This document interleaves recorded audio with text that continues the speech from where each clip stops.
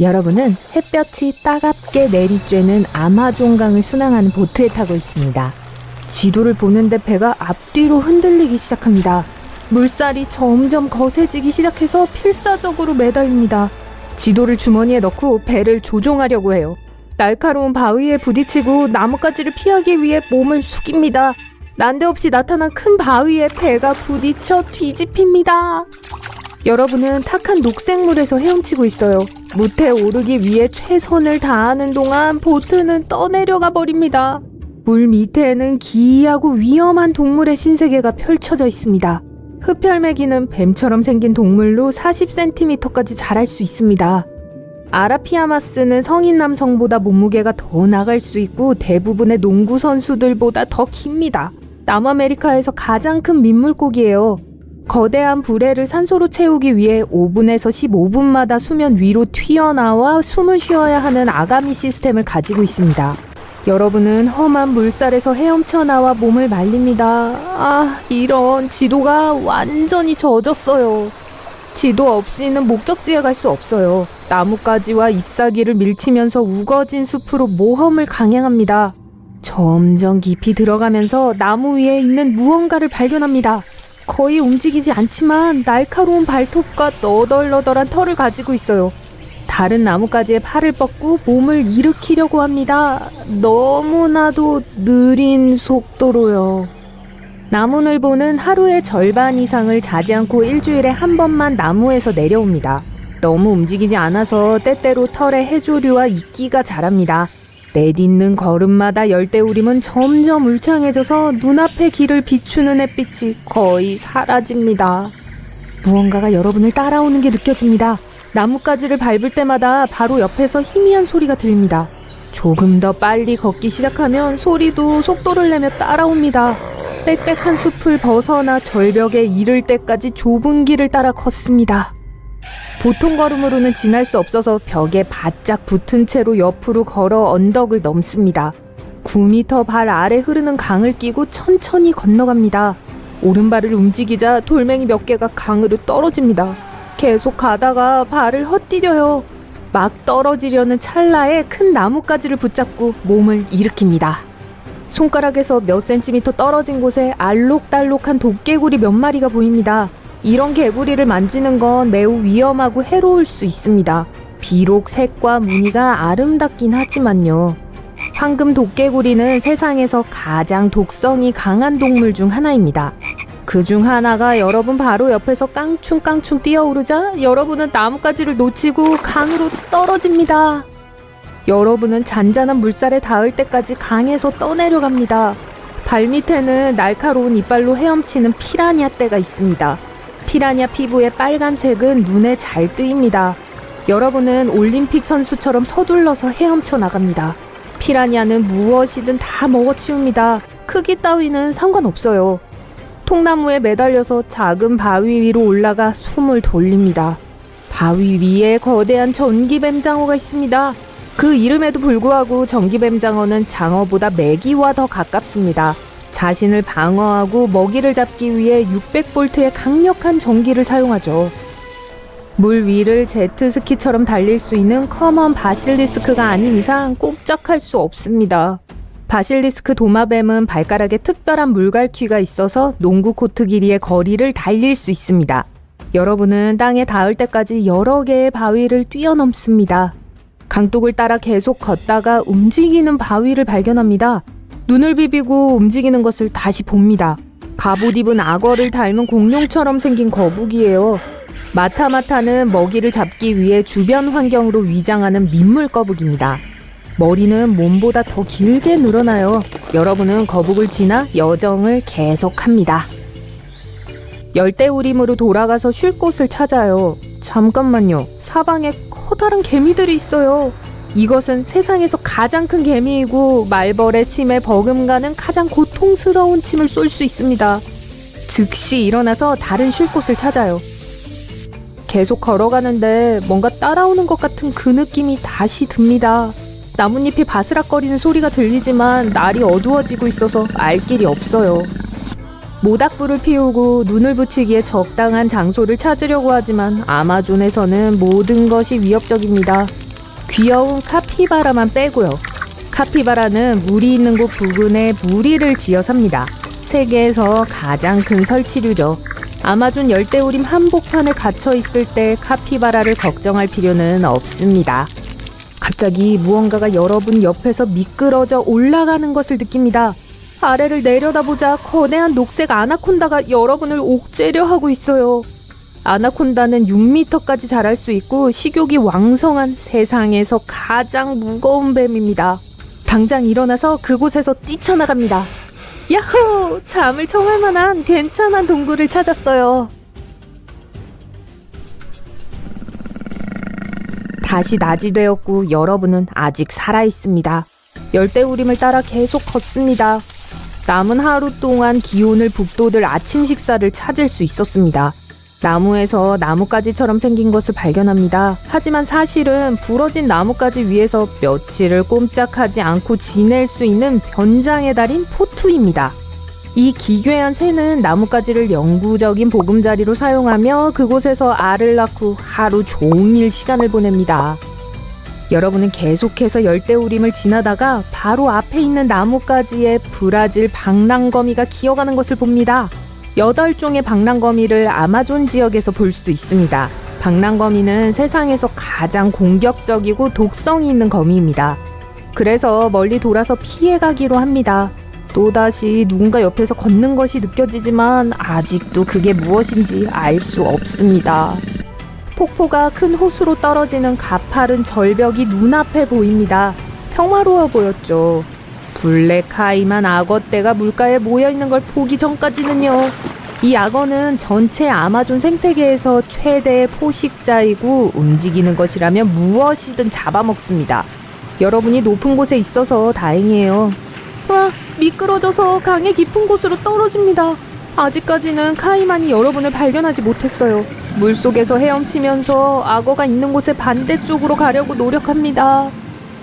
밖으로 나와 몸을 말리다가 몸에 있는 커다란 검은 반점들을 발견합니다.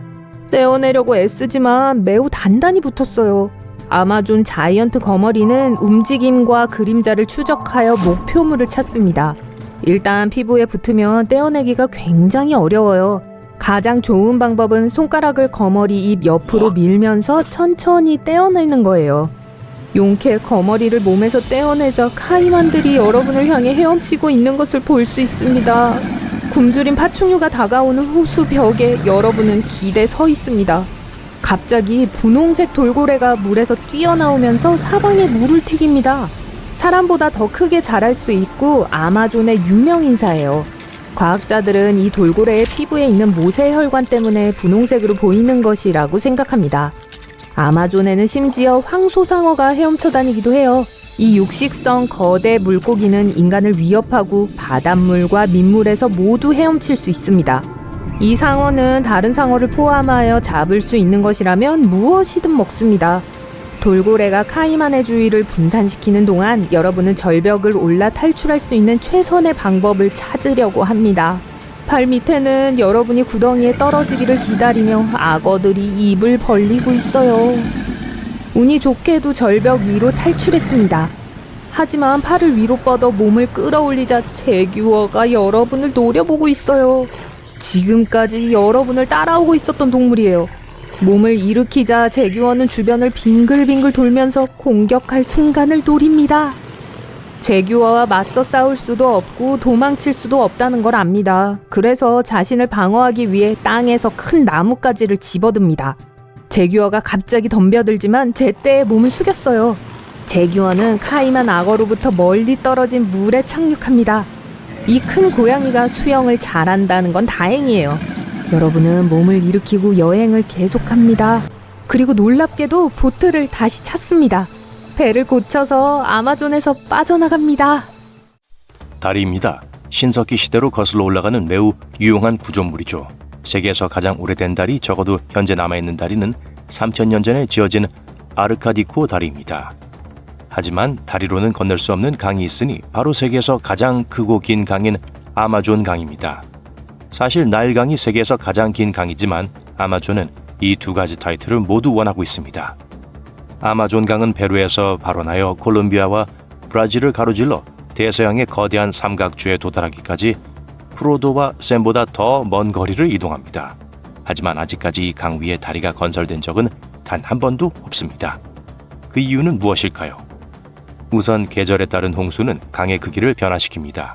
건기에는 아마존의 폭이 약 5km이지만 폭우가 내리면 몇 주 만에 폭이 최대 48km까지 늘어날 수 있습니다. 뿐만 아니라 홍수로 인해 강의 위치가 바뀌기도 합니다. 이제 약 4개월 동안 땅이 물로 변하는 곳에 다리를 건설한다고 상상해 보세요. 불가능한 일은 아니지만 그렇게 쉬운 일도 아닙니다. 지리 수업을 들으셨다면 강둑의 토양이 매우 부드러워서 특히 아마존에서는 침식되고 이동할 수 있다는 것을 기억하실 것입니다. 또한 폭우는 일종의 습지를 만들어 홍수의 규모를 줄이고 물을 정화하는 역할을 합니다. 또한 많은 동물의 서식지이기도 합니다. 즉, 다리를 건설하려면 이 습지의 일부가 배수되어야 하며 이는 모든 동물의 삶을 망칠 수 있습니다. 게다가 다리의 기초를 깊게 만들어야 하므로 많은 비용이 들 것입니다. 비는 잠재적인 다리에 또 다른 문제를 일으킵니다. 강물의 수위가 13m에서 거의 15m까지 높아집니다. 물론 127m의 기초를 가진 거대한 구조물인 바드마 다리처럼 이전에도 깊은 강에 다리가 건설된 적이 있습니다. 하지만 아마존 강의 토양은 쉽게 침식될 수 있기 때문에 폰툰이라는 물에 떠있는 구조물을 이용해 다리를 건설해야 하는데 수시로 수심이 변하는 강에서는 도움이 되지 않습니다. 인간의 노력에 문제가 되는 것들의 다음 목록은 아마존 열대우림입니다. 이 숲은 9개 국가에 걸쳐 있으며 유럽의 절반 정도를 덮을 수 있을 정도로 넓고 울창합니다. 따라서 숲의 한 구역과 다른 구역을 연결하려면 다리를 놓아야 할 가능성이 높습니다. 카피바와 제교의 삶에 큰 도움이 될 것입니다. 물론 이러한 다리의 실제 사용자는 인간입니다. 대부분의 사람들은 아마존강 본류가 아닌 지류 주변에 살고 있는데 댐에 갇힌 비버처럼 살고 싶은 사람이 어디 있겠어요? 심지어 아마존 강 왼쪽에는 아마파라는 주가 있는데 브라질의 다른 지역과 완전히 단절된 곳입니다. 차를 타고 이웃에 있는 프랑스 령기아나를 쉽게 방문할 수 있지만 브라질의 다른 지역으로 가려면 다른 교통수단을 찾아야 합니다. 아마존의 강변에 사는 작은 강변 인구 외에도 다리가 있는 페루의 리오네그로와 나나이 강 같은 지류 강 근처에 더 큰 도시가 건설되었습니다. 나나이 강과 리오네그로 강을 가로지르는 다리는 아마존 유역의 강을 가로지르는 유일한 두 다리입니다. 아마존 내부에 좋은 도로와 고속도로가 부족하기 때문에 다리를 만드는 것도 무의미한 일이었습니다. 70년대 인류는 아마존을 더 많이 탐험할 수 있는 방법에 대한 큰 아이디어를 가지고 있었습니다. 그래서 아마존 분지를 좌우로 가로지르는 고속도로를 건설하기로 결정했습니다. 아마존 횡단 고속도로라고 불리는 이 도로는 사람들을 아마존의 중심부로 데려다 줄 것으로 예상되었습니다. 하지만 울창한 열대우리만에 3,200km가 넘는 도로를 건설하는 데 따른 어려움은 예상하지 못했던 것 같습니다. 이 프로젝트는 비용이 너무 많이 들고 문제가 많아서 중간에 포기하게 됐어요. 오늘날 아마존 유역의 고속도로는 항상 침수되어 구멍과 진흙으로 가득 차 있습니다. 이 모든 상황은 파급 효과를 일으킵니다. 사람들은 강에 접근하기 어렵기 때문에 강 근처에 살지 않습니다. 도로도 건설하기 어렵기 때문에 그곳으로 가지 않습니다. 결국 아마존강 유역에 정착하려는 사람은 더욱 줄어들게 되는데 그 이유는 그곳까지 갈 수 있는 도로가 없기 때문입니다. 그렇다면 도로와 다리가 없는데 사람들은 어떻게 그곳에 살까요? 믿기지 않겠지만 강변 주민들은 보트라는 아주 오래되었지만 믿을 수 있는 발명품을 사용합니다. 아마존강은 완전히 항해할 수 있고 그곳에 사는 사람들은 강을 도로처럼 이용합니다. 오토바이, 자동차, 버스와 마찬가지로 아마존강에는 카누, 스피드보트, 페리가 있습니다. 심지어 오비덴세라는 이름의 페리도 있는데 이 페리는 오비도스라는 지방자치단체로 사람들을 수송하는 역할을 합니다. 현지인들은 배를 타고 모든 일을 합니다. 심지어 배를 타고 강변을 떠다니며 주민들을 진료하는 보트 병원도 있고요. 보트 은행도 있어 광활한 아마존을 바라보며 은행과 관련된 모든 일을 할 수 있어요. 오, 천재적인 발명이죠. 이러한 다리 부족의 단점은 세계의 숨은 보석을 탐험하지 못한다는 것입니다. 예를 들어 아마존에는 아직 발견되지 않은 고고학적 유적지가 1만 개가 넘습니다. 우리는 요새화된 마을, 상형 문자 및 기타 여러 구조물과 같은 것들을 결코 발굴할 수 없을지도 모릅니다. 라라 크로프트가 되어 아마존 한가운데를 탐험한 것도 좋겠지만 이러한 발견은 숲속 깊은 곳에 숨어 있습니다. 동시에 보트를 타야만 아마존 강에서 리오 네그로와 솔리모스의 물이 섞이지 않는 기이한 현상을 목격할 수 있습니다. 아마존 강의 이 두 지류는 5km 이상 섞이지 않고 나란히 흐릅니다. 이 물의 속도와 온도가 다르기 때문에 마치 커피와 코카콜라가 섞인 것처럼 보이는 강을 볼 수 있습니다. 이 멋진 현상을 물의 만남이라고 부릅니다. 하지만 아마존 강만이 세계에서 다리 없는 강으로 간주되는 것은 아닙니다. 아프리카에서 두 번째로 긴 강인 콩고 강에는 강을 가로지르는 다리가 하나뿐입니다. 콩고라는 이름의 나라는 콩고 강으로 분리되어 있으며 지금까지 둘 사이를 연결하는 도로는 없습니다. 또한 재미있는 사실, 일부 지질학자들은 곤드와나가 존재하고 대륙이 서로 껴안고 있던 시절에는 아마존과 콩고 강이 하나의 강이었으며 서로 연결되어 있었다고 믿습니다. 다리가 부족한 또 다른 곳은 런던의 템즈강 동쪽입니다. 강 서쪽은 강폭이 좁아서 다리를 건설하기가 더 쉽습니다. 서쪽에만 약 33개의 다리가 있습니다. 하지만 동쪽에서 강을 건너려면 번거로울 거예요. 1800년대 해운 회사들은 템즈강에 너무 많은 다리를 건설하는 것은 비용이 너무 많이 든다고 판단했고, 이 다리는 운송 경로이기 때문에 평소보다 더 높은 높이의 다리를 건설해야 했습니다. 또한 템즈강의 일부 구간은 폭이 약 570m에 달하기 때문에 구조물도 길어야 했습니다. 하지만 긴 다리를 건설하는 것 자체는 문제가 되지 않습니다. 예를 들어 리우데자네이루는 13km 길이의 리오 니테로이 다리가 있습니다. 이 다리가 건설된 70년대에는 세계에서 두 번째로 긴 다리였습니다. 다리가 너무 길어서 2018년에 한 소녀는 어머니가 다리를 건너던 중 태어났고, 현재 출생 증명서의 출생지가 말 그대로 다리입니다. 또한 유턴이 불가능하기 때문에 실수로 다리를 건너게 되면 한참을 운전해야 할 수도 있습니다. 다음번에 아마존을 탐험하고 싶으시다면 보트를 꼭 챙겨가세요. 전 세계 대부분의 강은 바다로 흘러들어가지만 아프리카의 오카방고는 그 거대한 물줄기가 칼라하리 사막으로 흘러들어갑니다. 이 강은 중력을 거스르며 불가능한 일을 해내는 것처럼 보입니다. 오카방고는 앙골라의 고지대에서 시작하여 다른 일반 강과 마찬가지로 1600km를 흐르다가 오카방고 늪으로 알려진 지구상에서 가장 큰 내륙 삼각주에서 끝납니다. 이 삼각주의 경사면은 자유의 여신상 높이의 절반 정도인 45m에 육박해요. 현재 오카방고 삼각주가 있는 지역은 약 2000년 전에 말라버린 호수의 일부였어요. 오카방고 수역이 여행을 완료하는 데 몇 달이 걸리며 이곳의 풍경은 예전과 전혀 다른 모습을 하고 있습니다. 스코틀랜드의 탐험가 데이비드 리빙스톤은 오카방고 삼각주를 최초로 발견한 유럽인입니다. 네, 리빙스톤 박사님이시죠? 네, 그 사람이요. 그는 처음 오카방고를 보았을 때 물이 거꾸로 흐르고 심지어 위쪽으로 흐르는 것 같은 걸 보고 충격을 받았어요. 그는 오카방고와 동쪽의 습지 시스템을 연결하는 두 개의 강한 물줄기를 보았습니다. 수십 년 후 다른 탐험가들은 물길이 완전히 말라버린 걸 목격했습니다. 몇 년 후 물줄기는 다시 가득 찼고 비워졌다가 다시 채워지기를 반복하며 때로는 방향을 바꾸기도 했습니다. 과학자들은 모래 밑에서 그레이트 리프트 밸리의 일부인 숨겨진 단층 네트워크를 발견하면서 이 미스테리를 설명할 수 있었습니다.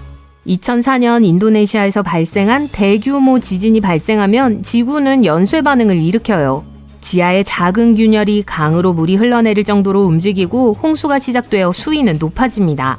또한 남반구에서 겨울이 시작되는 5월과 6월에는 홍수로 인해 늪에 더 많은 담수와 생물이 유입됩니다. 홍수가 가장 심할 때는 섬들이 완전히 물에 잠겼다가 우기가 끝나면 다시 수면 위로 떠올라요. 야생동물은 삼각주의 모든 물을 좋아하며 이동하는 코끼리가 분홍색 수련잎과 청어, 도미, 바벨 및 기타 물고기 사이에서 목욕하는 모습을 자주 볼 수 있습니다.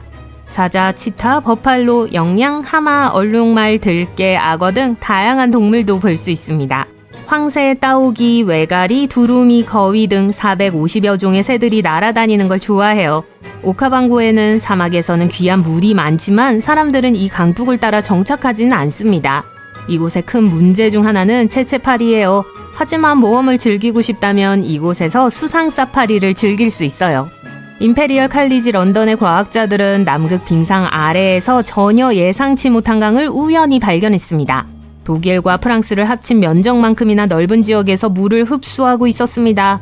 과학자들은 남극 얼음 밑에 있는 호수가 그저 조용히 존재하는 줄로만 알았어요. 하지만 지금은 이 호수들이 서로 연결된 강 네트워크의 일부라는 사실이 밝혀졌습니다.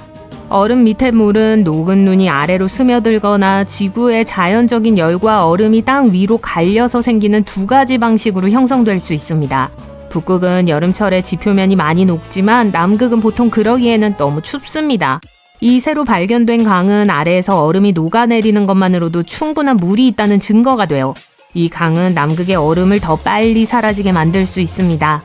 지표면이 녹을 정도로 온도가 올라가면 그 물이 흘러내려 빙상 바닥을 엉망으로 만들어 남극 대륙을 그린랜드처럼 녹아내리는 엉망진창으로 만들 수 있어요. 얼음이 물이 감당할 수 있는 속도보다 빠르게 움직이기 시작하면 더 많은 마찰이 발생하여 더 많은 물이 만들어지고 녹는 속도가 빨라질 거예요. 연구원들은 이 강 시스템이 어떻게 작동하는지 더 깊이 파헤치고 얼음 대륙의 다른 지역에서도 문제를 일으키는지 알아보는 임무를 수행하고 있어요. 남극에서 무슨 일이 일어나고 있는지 이해하면 변화하는 남극이 지구 전체를 어떻게 뒤흔들지 예측할 수 있습니다.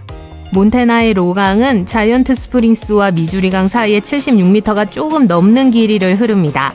이 강은 세계에서 가장 짧은 강으로 기네스북에 등재되었지만 이 타이틀을 두고 격렬한 논쟁이 벌어져 이 항목을 삭제해야 했어요. 특정 시점에 따라 달라지기 때문에 오리건주 주민들은 자신들의 강이 절대적인 챔피언이라고 주장했어요. 노르웨이나 인도네시아에서는 강을 무엇으로 보느냐에 따라 더 짧은 강이 있을 수도 있습니다.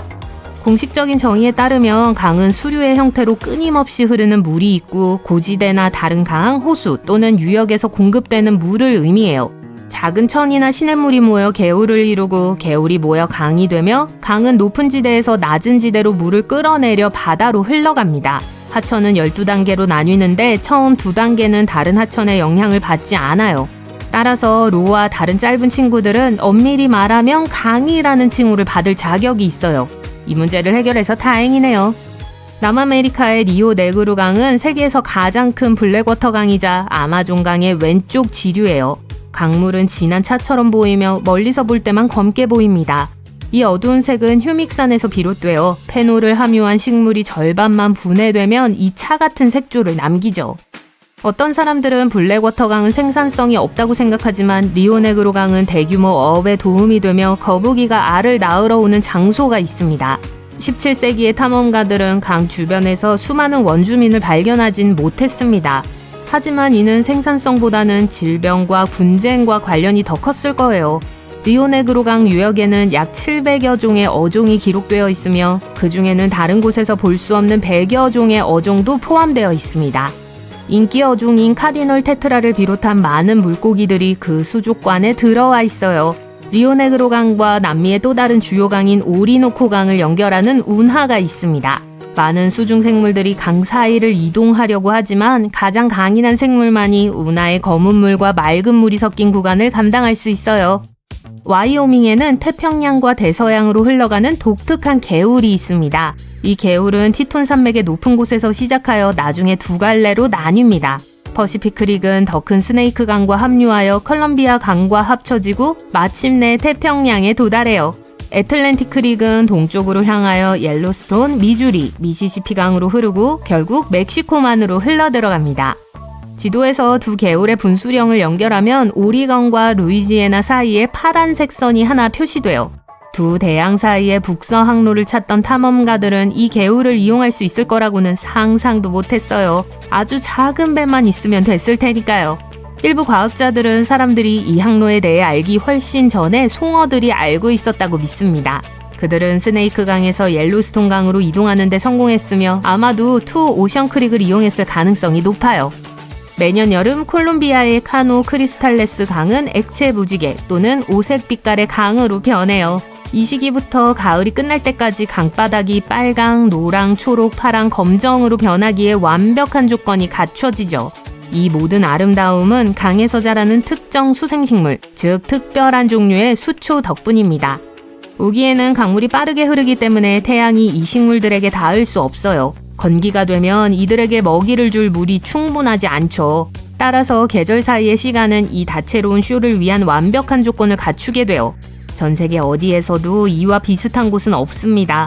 그래서 어느 순간부터 이를 보려는 관광객이 너무 많아져 과학자들은 이 생물 다양성이 핫스팟에 악영향을 미칠 수 있다는 우려를 하게 됐어요. 이 지역에는 희귀종 동물, 조류, 식물이 서식하고 있습니다. 요즘에는 생태관광 트레일과 방문객에게는 엄격한 개방 시간 제한을 두고 있습니다. 간단한 추측 게임을 해볼까요? 지구상에서 수량 기준으로 6번째로 큰 강의 이름은 무엇일까요? 수로를 통해 흐르는 물의 양 기준으로요. 처음 몇 개의 강은 쉽게 나열할 수 있어요. 첫 번째는 당연히 남아메리카 아마존 강입니다. 그 다음으로는 아프리카 콩고강과 인도의 겐지스강이 있고요. 지구상의 모든 강 이름을 자유롭게 대보세요. 어떻게 해도 정답과 가까워질 순 없을 거예요. 왜냐고요? 이 강은 수면이 아니라 흑해의 파도 밑에 있거든요. 2010년 한 과학팀이 터키의 보스포러스 해협을 연구하던 중 이 강을 발견했어요. 소나 스캔을 통해 흑해 바닥에 수로가 있음을 발견했죠. 수로에는 물이 흐르고 있었습니다. 어떤 곳은 수심이 35m나 되는 것으로 밝혀졌는데요. 일반적인 전신주 높이의 3배에 달하는 높이예요. 이 물의 흐름은 실제 강 역할을 해요. 급류와 폭포가 있죠. 그 양이 런던 템즈강보다 350배나 많아요. 강 한 저류란 이런 거죠. 지표 강이었다면 정말 상위 10위 안에 들었을 거예요. 볼리비아와 브라질의 마데이라 강은 현재 6위에 머물러 있어요. 하지만 이 수중강은 어떻게 형성됐을까요? 답은 흑해의 놀라운 특징에 있어요. 이 강은 2가지 주요 원천에서 물을 얻어요. 첫 번째는 다뉴브강, 드네퍼강, 돈강과 같이 이 강으로 흘러드는 강들입니다. D 발음이 맞네요. 하지만 더 중요한 건 모두 담수 수로라는 거예요. 반대편에는 말 그대로 지중해가 있어요. 아주 많이 짜답니다. 이 물이 흑해에 들어가면 곧바로 바닥으로 내려가요. 민물은 바닷물보다 가벼워요. 이로 인해 성층화가 발생하는데요. 두 종류의 물이 서로 섞이지 않는다는 뜻의 멋진 용어예요. 민물은 밀도가 높기 때문에 바로 바닥으로 떨어져요. 어떻게 작동하는지 궁금하시다면 집에서 실험을 해보세요. 한 컵에 생수를 붓고 다른 컵에 소금물을 붓습니다. 식용 소금이면 돼요. 그런 다음 각 컵에 포도 하나씩 넣으세요. 깨끗한 물로 채워진 컵은 포도가 바닥으로 즉시 가라앉는 걸 볼 수 있어요.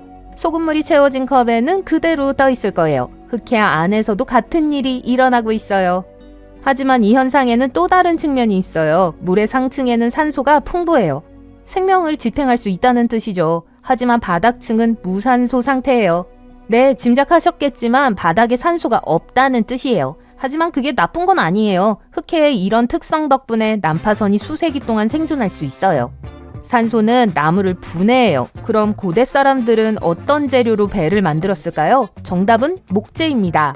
최근 2018년 과학자들은 지구상에서 가장 오래된 그리스 난파선을 발견했어요. 이 상선은 해저 1.6km 이상의 깊이에 놓여 있는데요. 전문가들은 이 선박이 2400년 된 것으로 추정하고 있습니다.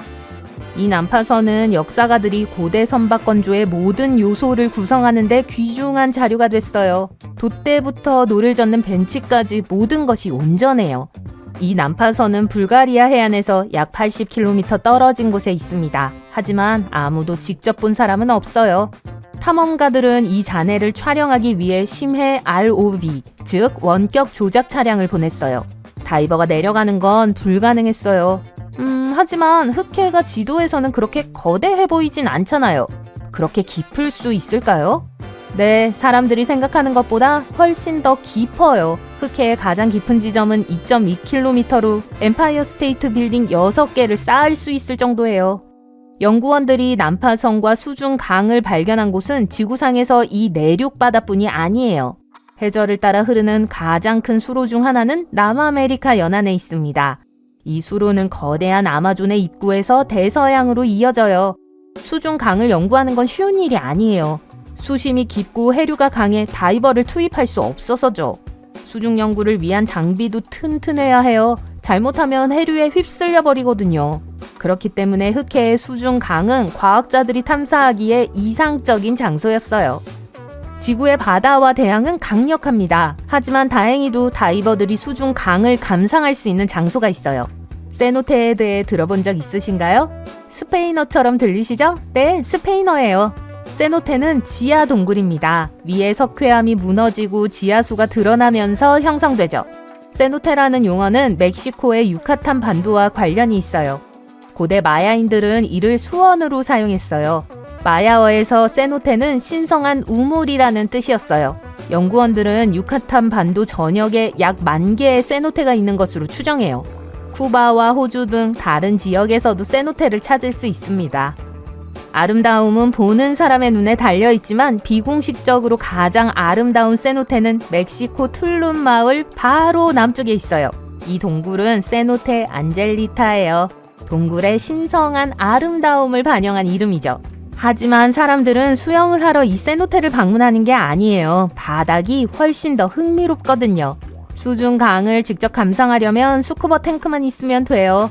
물은 어둡고 안개가 자욱하기 때문에 다이버들은 강력한 손전등을 사용해요.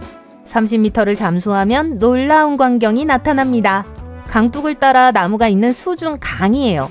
일부는 심지어 육지의 다른 물줄기와 마찬가지로 녹색잎을 가지고 있어요. 하지만 실제로는 강이 아니죠.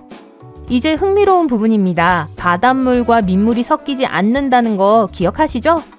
다이버들이 보는 강은 사실 두 종류의 물 사이에 두꺼운 안개층이었어요. 정확히 말하면 90cm 높이의 황산수소예요. 황산염은 정수장에서 식수에서 염소를 제거하기 위해 사용하는 화합물입니다. 이 물질은 매우 무거워서 생성되는 안개가 주변 물과 독립적으로 움직여요. 그래서 마치 강이 수중으로 흐르는 듯한 착각을 불러일으키죠. 하지만 여러분을 속이는 다른 진짜 강들도 있어요. 예를 들어 인디애나주의 미스테리 리버를 생각해보세요. 이 강은 미국에서 가장 긴 지하 강이에요.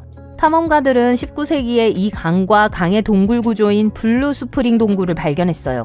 거의 5km에 달하는 강을 항해할 수 있어요. 인상적이지 않나요? 눈에 보이지도 않는 강에서 보트 투어를 예약할 수 있죠. 하지만 지구상에서 가장 신비로운 강은 인도의 사라스와티 강이에요. 이 강에 대한 가장 멋진 부분은 존재하지 않는다는 거예요. 고대 문헌에만 언급된 것으로 추정되는 강인데요. 수세기 동안 사람들이 이 강을 그저 신화라고 생각했어요. 그러다 위성 이미지가 실제할 수 있다는 걸 보여주었죠. 고대 문헌에는 3개의 거대한 강인 겐지스강, 야무나강, 사라스와티강이 합류하는 주요 지점이 언급되어 있어요. 처음 2강은 오늘날 볼 수 있지만 3번째 강은 어디에 있을까요? 과학자들은 이것을 알아내기로 결정했어요. 미국 위성의 이미지가 이 지역에 지하수가 존재한다는 걸 보여줬어요. 그때까지만 해도 연구원들은 이 수로가 고대의 수로라고 생각했어요. 단순히 물이 오래전에 그곳으로 흘렀다는 의미죠. 하지만 놀랍게도 이 수로 안에는 여전히 물이 있는 것으로 나타났어요. 과학자들은 사라스와티 강이 약 5,000년 전에 땅 위로 흐른 것으로 추정했어요. 하지만 완전히 마르지는 않았고요. 그냥 지하로 내려간 거예요. 약 60m 아래로요. 현지 전문가들은 강이 여전히 천천히 바다로 흘러가고 있다고 믿습니다. 사라스와티 강은 사막의 모래 아래 숨어버렸어요. 자연스러운 과정이었죠. 하지만 많은 강이 인간 활동으로 인해 지하로 강제 이동했어요. 영국 런던에는 현재 수십 개의 중소규모 강이 땅 밑으로 흐르고 있습니다. 19세기의 지도에는 여전히 강으로 표시되어 있어요. 하지만 오늘날에는 플리스트리트처럼 그 위에 건설된 거리의 이름으로만 존재하죠.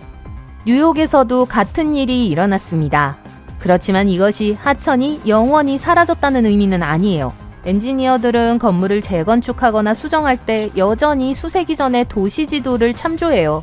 오랫동안 사라진 개울이 지하실에 범람하는 걸 원하는 사람은 아무도 없으니까요. 로키 산맥을 넘어가 본 적이 있다면 북미 대륙의 중추인 대륙 분활 도로 표지판을 보셨을 거예요. 그 서쪽의 모든 분수령은 태평양으로 이어지고 동쪽 경사면의 모든 분수령은 대서양으로 곧장 이어집니다. 와이오밍에는 어느 한쪽을 선택하지 못하고 양쪽 바다로 동시에 흘러가는 개울이 하나 있어요. 투 오션 크릭은 티턴 산맥의 높은 곳에서 여정을 시작합니다. 눈 덮인 봉우리는 개울이 고산 초원과 울창한 숲을 통과하며 하강을 시작할 때 완벽한 배경을 제공해요. 개울이 계속 흐르다 보면 투 오션 패스에 도착합니다. 이곳은 개울이 아틀란틱 크릭과 퍼시픽 크릭의 두 갈래로 갈라지는 지리적 교차로예요. 퍼시픽 크릭은 서쪽으로 흘러 더 큰 스네이크강 유역의 일부가 되어 스네이크강으로 흘러들어가 결국 콜롬비아 강과 합쳐져 태평양에 도달합니다. 애틀랜틱 크릭은 동쪽으로 향해서 옐로스톤강, 미주리강, 미시시피강으로 흘러들어가 결국 멕시코만으로 흘러들어가요. 지도에서 두 강의 유역을 연결하면 오리건과 루이지애나 사이에 하나의 파란색 선이 표시돼요. 두 대양 사이의 북서 항로를 찾기 위해 고군분투하던 탐험가들은 이 개울을 이용할 수 있을 줄은 꿈에도 몰랐어요. 아주 작은 배를 이용해야만 했으니까요. 일부 과학자들은 커스로트 송어가 운이 좋았던 것도 그런 시기였다고 믿고 있어요. 그들은 스네이크 강에서 옐로스톤 강으로 이동하는 데 성공했는데 아마도 투 오션 크릭을 이용했을 가능성이 높습니다. 기술적으로 물고기는 민물에서 바다까지 9,600km가 넘는 거리를 이동할 수 있어요. 이 크릭은 그 여정에 딱 맞는 장소일 수 있습니다.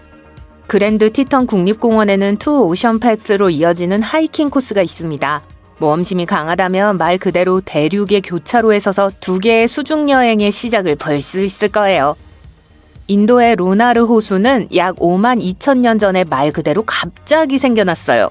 최근 데이터에 따르면 이 호수는 50만 년 이상 더 오래되었을 수도 있다고 해요. 처음에 과학자들은 이 호수가 오래전에 멸종한 화산의 고대 분화구라고 확신했습니다. 하지만 지질학자들이 토양과 물을 자세히 분석한 결과 로나르 호수의 기원이 우주에 있다는 사실을 알아냈어요.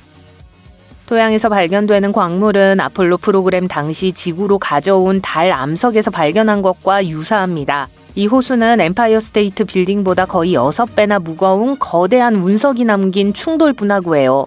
충격이 너무 강해서 화산암이 녹아 유리로 변했습니다. 22살이 되던 해에 이미 충분히 특이했던 호수가 갑자기 분홍색으로 변했어요. 초기 바비 영화 마케팅 캠페인의 일부가 아니었어요. 자세히 분석한 결과 물에는 독특한 미생물이 많이 포함되어 있는 것으로 밝혀졌습니다. 이 미생물들은 표면에 축적되어 분홍색 색소를 방출해요. 잠시 후 미생물은 바닥에 가라앉았고 호수는 다시 투명해졌어요. 호수에서 먹이를 얻은 플라밍고도 미생물의 일부분을 맛보고 평소보다 더 밝은 분홍색으로 변했습니다. 옐로스톤 국립공원에서 가장 유명한 명소 중 하나는 그랜드 프리즘 스프링입니다. 세계에서 가장 큰 온천 중 하나고 적어도 19세기부터 이곳을 본 사람들에게 영감을 주었죠. 당시 한 무리의 사냥꾼들은 거대한 가마솥처럼 끓어오르는 쪽빛 호수에 대해 언급했습니다. 수십 년 후 탐험대가 이 샘을 더 잘 연구하고 특이한 모습을 설명하기 위해 이곳을 찾아왔어요. 하지만 가장 넓은 지점의 샘은 미식축구장보다 길기 때문에 특별한 배를 만들어 해안에서 멀리 떨어진 곳으로 이동해야 했습니다. 배를 타고 이동하는 과학자들은 구명조끼를 입지 않았어요. 배가 뒤집히면 구명조끼는 무용지물이라는 걸 알고 있었기 때문이죠. 온천 한가운데의 물은 거의 끓는 온도에 가깝습니다. 그리고 그 생생한 색은 뜨거운 물 속에 사는 극한의 생물들이 만들어낸 결과물이에요. 중심부에서 멀어질수록 온도가 변합니다. 더위를 견디는 다양한 종들이 웅덩이의 다른 부분에 정착해서 유명한 다양한 색소를 만들어냈어요. 20세기 초 누군가 네바다의 블랙록 사막 일부의 관계를 시도하는 흥미로운 아이디어를 떠올렸습니다. 그들은 우물을 뚫었고 많은 물을 발견했지만 끓는 온도에 가까웠어요. 이 물은 농업에 적합하지 않은 것이 분명했고 그래서 인간이 만든 간헐천은 방치되었습니다. 수십 년이 지나면서 탄산칼슘 침전물로 이루어진 인상적인 원뿔 모양으로 서서히 변했어요. 그러다가 1964년 한 지열 에너지 회사가 첫 번째 우물 근처에 또 다른 우물을 시추했습니다. 그들이 발견한 물은 온도가 같았어요. 이번에는 에너지를 생산하기에 충분히 뜨겁지 않았습니다. 그래서 그들은 우물을 막고 떠나기로 결정했어요. 하지만 물이 계속 올라와서 첫 번째 간헐천은 완전히 말라버렸습니다. 플라이 간헐천이라는 이름을 얻은 두 번째 간헐천은 여전히 미네랄이 풍부한 뜨거운 물이 흐르고 있어요. 원뿔은 여러 가지 색을 띠고 있으며 열을 좋아하는 조류가 살고 있는 덕분에 지구에서 온 것이 아닌 것처럼 보입니다. 매년 여름 콜롬비아의 카니오 크리스탈레스 강은 액체 무지개 또는 오색 빛깔의 강으로 변합니다. 이 시기부터 가을이 끝날 때까지 강바닥이 빨강, 노랑, 초록, 파랑, 검정으로 변하기에 딱 좋은 조건이 갖춰져 있어요. 이 아름다움은 강에서 자라는 특정 수생식물, 즉 특별한 종류의 강초 덕분입니다. 우기에는 강물이 빠르게 흐르기 때문에 태양이 이 식물에 닿을 수 없어요. 건기에는 이 식물들에게 먹이를 줄 물이 충분하지 않죠. 따라서 계절 사이의 시간은 이 다채로운 쇼를 위한 완벽한 조건을 갖추고 있습니다. 전 세계 어디에서도 볼 수 없는 광경이에요. 어느 순간 이 광경을 보려는 관광객이 너무 많아지자 과학자들은 이 생물 다양성의 핫스팟에 악영향을 미칠 수 있다고 우려하기 시작했습니다. 이 지역에는 희귀종 동물, 조류, 식물이 서식하고 있거든요.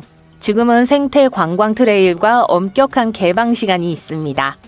14년 8월, 튀니지의 한 남자가 일을 마치고 북쪽에서 집으로 돌아가고 있었습니다. 더운 여름 저녁이었는데 꿈을 꾸듯 갑자기 물이 바로 눈앞에 나타났어요. 사막 한가운데 호수가 있었는데 그는 며칠 전에는 없었던 호수라고 확신했어요. 이 새로운 수역은 신비한 호수라는 별명을 얻었고 실제로 큰 미스테리가 됐어요. 수백 명의 사람들이 맑고 시원한 물에서 수영을 하기 위해 이곳을 찾았습니다. 호수는 인기 있는 장소가 되었지만 며칠 후 물이 짙은 녹색으로 변했어요. 주민들은 이에 아랑곳하지 않고 계속 호수에서 목욕을 즐겼습니다. 하지만 과학자들과 지질학자들이 이곳에 도착했을 때 그들은 물이 수영하기에 위험하다고 발표했어요. 호수는 정체되어 있었습니다. 지하 하천에서 물이 솟아나지 않았고 비가 와도 물이 공급되지 않았죠. 그래서 물이 곰팡이가 피고 더러워졌어요. 호수에는 조류와 인체에 위험한 해로운 박테리아가 가득했습니다. 과학자들은 또한 이 지역의 땅에 인산염이 매장되어 있다는 사실을 발견했습니다. 이 물질은 썩을 수 있어요. 하지만 그것조차도 사람들이 사막 한가운데 있는 호수에서 목욕하는 것을 막지는 못했습니다. 호수가 어떻게 생겨났는지 아직 미스테리로 남아있어요. 일부 전문가들은 폭우가 땅의 구멍을 물로 채웠다고 생각해요.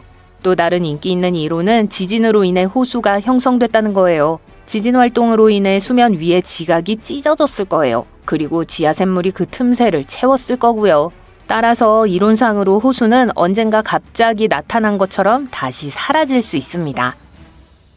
활화산이라고 하면 한 지역이 떠오릅니다. 태평양의 불의 고리죠. 지구 화산의 4분의 3이 이 안에 있습니다. 이 지역을 호주와 비교해보세요. 유럽의 구대륙도 평온합니다. 적어도 우리는 그렇게 생각하고 싶죠. 유럽에서 가장 활동적인 활화산이 무엇인지 아세요? 이탈리아 시칠리아 섬에 있는 에트나 화산을 떠올리셨다면 정답입니다. 이 화산은 약 200번 분화했으며 최근 수십 년 동안 잠자고 있는 화산과는 거리가 멀었습니다.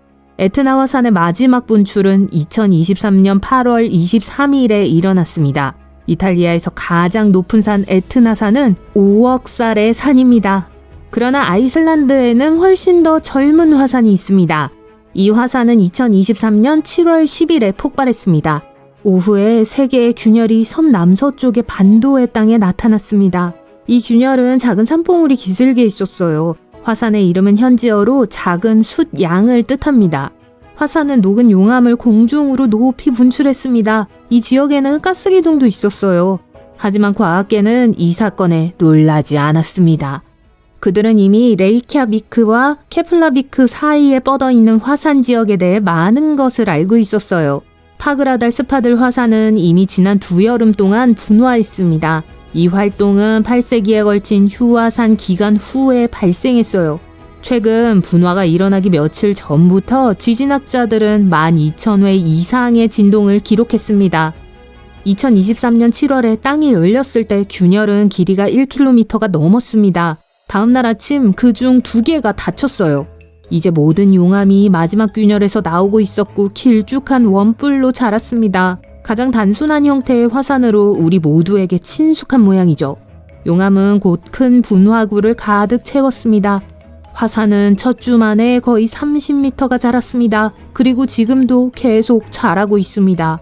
분화가 시작되던 날 밤 용암이 사방으로 퍼졌습니다. 화산재는 주변의 마른 이끼를 불태웠습니다.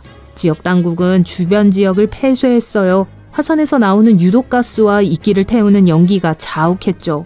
소방관들이 이 지역으로 몰려들었어요. 일주일 후 그들은 이 지역이 안전하다고 선언했습니다. 곧 유럽에서 가장 어린 화산의 탄생을 목격하기 위해 방문객들이 찾아왔습니다. 이러한 관광의 형태는 아이슬란드에서 상당히 발전되어 있습니다. 전 세계에서 활화산을 보기 위해 사람들이 찾아오죠. 얼음의 땅 아이슬란드에는 130개가 넘는 화산이 있습니다. 그중 약 30개는 활화산입니다. 지금 어떤 생각을 하고 계신지 잘 알아요. 화산 관광은 안전할까요? 아이슬란드에서는 안전해요. 아이슬란드 당국은 모든 핫스팟을 조사하고 지속적으로 모니터링해요. 섬 곳곳에 수십 개의 지진 관측소가 있어요. 이를 통해 연구원들은 미래의 분화를 정확하게 예측할 수 있죠. 그리고 응급 서비스는 이런 종류의 사건에 익숙해요. 그들은 위험 지역을 신속하게 차단할 수 있습니다. 바로 2010년에 그런 일이 있었어요. 에이피아 라흐요쿠시라는 아이슬란드 남쪽의 화산이 폭발했어요. 화산은 11km 높이의 증기와 화산재를 뿜어냈습니다. 항공 여행객에게는 즐거운 시간이 아니었죠. 거대한 연기는 바람을 타고 남동쪽으로 북유럽을 향해 날아갔어요. 많은 국가가 안전상의 이유로 며칠 동안 영공을 폐쇄했습니다. 화산은 3월에 폭발했지만 같은 해 1월부터 지구가 흔들리고 있었어요. 그래서 지진학자들은 화산 폭발이 다가오고 있다는 걸 알았습니다. 유럽 대륙에서 가장 젊은 이 화산은 관광 인프라가 이미 갖춰져 있습니다. 방문객들은 지정된 주차장에 차를 세우고 난 후 5시간의 트레킹을 시작합니다. 관광객들은 진원지에 너무 가까워서 분화구에서 뿜어져 나오는 열기를 느낄 수 있죠. 이 광경은 밤에 가장 인상적입니다. 안전은 전혀 걱정할 필요가 없어요. 과학자들은 용암지대의 경계를 표시하는 위험지도를 정기적으로 작성해요. 이렇게 하면 규칙을 지키는 방문객은 위험에 처할 일이 없어요. 분화가 시작된 지 일주일이 지난 후 분화구의 일부가 붕괴했습니다. 용암이 화산 서쪽 내리막길로 흘러내렸어요. 이 장엄하고 뜨거운 강은 느리게 움직이는 용암이었습니다. 과학자들은 이 용암을 아아형으로 분류하는데 하와이 말로 표면이 거칠고 부서지기 쉬운 현무암 용암을 설명하죠. 이 흐름은 클링커라고 불리는 부서진 용암 블록으로 구성되어 있습니다. 물질이 흐르면서 분리됩니다. 그러면 뜨거운 부분이 드러납니다. 용암의 차가운 부분은 회색과 검은색입니다. 용암이 앞으로 움직일 때 유리가 깨지는 것과 같은 독특한 소리를 냅니다. 새로운 화산이 폭발한 지 거의 한 달이 지난 후 흥미로운 항공사진이 포착됐습니다. 용암 흐름 바로 위에 토네이도가 형성된 거죠. 이는 해당 지역의 높은 온도로 인해 발생해요. 조건이 맞으면 가열된 공기 기둥은 쉽게 미니 토네이도로 변할 수 있어요. 과학자들은 비슷한 현상이 2018년 하와이 킬라우에아 화산 분화 시 발생한 것을 목격했습니다. 유럽에서 두 번째로 큰 섬의 용암지대는 아이슬란드 생성의 이야기를 들려줘요. 아이슬란드는 북미판과 유라시아판이 서로 만나는 곳 위에 자리 잡고 있습니다. 지각판은 지구의 가장 바깥층인 암석권의 거대한 바위 덩어리입니다. 대략 20개의 지각판이 있습니다. 지각판은 부분적으로 녹은 암석층 위에 놓여 있습니다. 우리가 지표면에서 볼 수 있는 모든 용암은 이곳에서 그 여정을 시작해요. 지각판이 녹은 암석 위에 떠 있다고 말할 수 있고 그 경계는 불안정해요. 두 판이 서로 부딪힐 때 그들은 엄청난 양의 에너지를 방출해요. 화산이 형성되는 것도 그 결과 중 하나예요. 화산은 녹은 암석이 지표면 위로 이동하는 곳입니다. 아이슬란드는 약 6천만 년 전에 형성되기 시작했습니다. 아이슬란드 바다 밑에 지각판이 떨어져 나갔습니다. 용암이 지표면에 충분히 쌓여 단단한 땅이 만들어졌어요. 이 고대 암석은 오늘날 파도 아래에 있습니다. 새로운 용암이 지표에 도달하여 식으면서 오래된 바위를 섬의 중심으로 밀어내게 돼요. 아이슬란드에서 가장 오래된 지역이 6천만 년이 아니라 1600만 년밖에 되지 않는 이유가 바로 여기에 있습니다. 아이슬란드의 활성 용암지대는 지질학적인 측면에서 보면 젊습니다. 일부는 1000년도 채 되지 않았어요. 과학자들은 이 섬을 화산의 핫스팟이라고 합니다. 기록된 역사상 지구 표면에 도달한 현무암 용암의 거의 3분의 1이 아이슬란드 화산 폭발에서 나왔어요.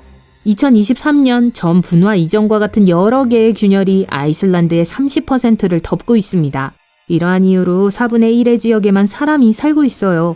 북유럽 바이킹은 아이슬란드에 최초로 정착한 사람들이에요. 자연은 그들에게 요란한 환영 파티를 열어줬어요. 정착한 지 불과 몇 년 후 역사상 가장 큰 화산 폭발을 목격하게 되죠. 바이킹은 화산이 없는 지역에서 왔기 때문에 무슨 일이 벌어지고 있는지 전혀 알지 못했습니다. 오늘날 아이슬란드의 사람들은 이런 일에 익숙합니다. 아이슬란드가 새로운 화산 활동의 시대로 접어들고 있기 때문에 이것은 좋은 일이에요. 화산학자들은 최근의 사건이 수십 년 동안 더 빈번하게 일어날 화산 폭발의 시작이라고 생각해요. 지구에서 가장 젊은 화산이 있는 반도는 아이슬란드의 수도에서 남서쪽으로 27km 떨어진 곳에 있어요.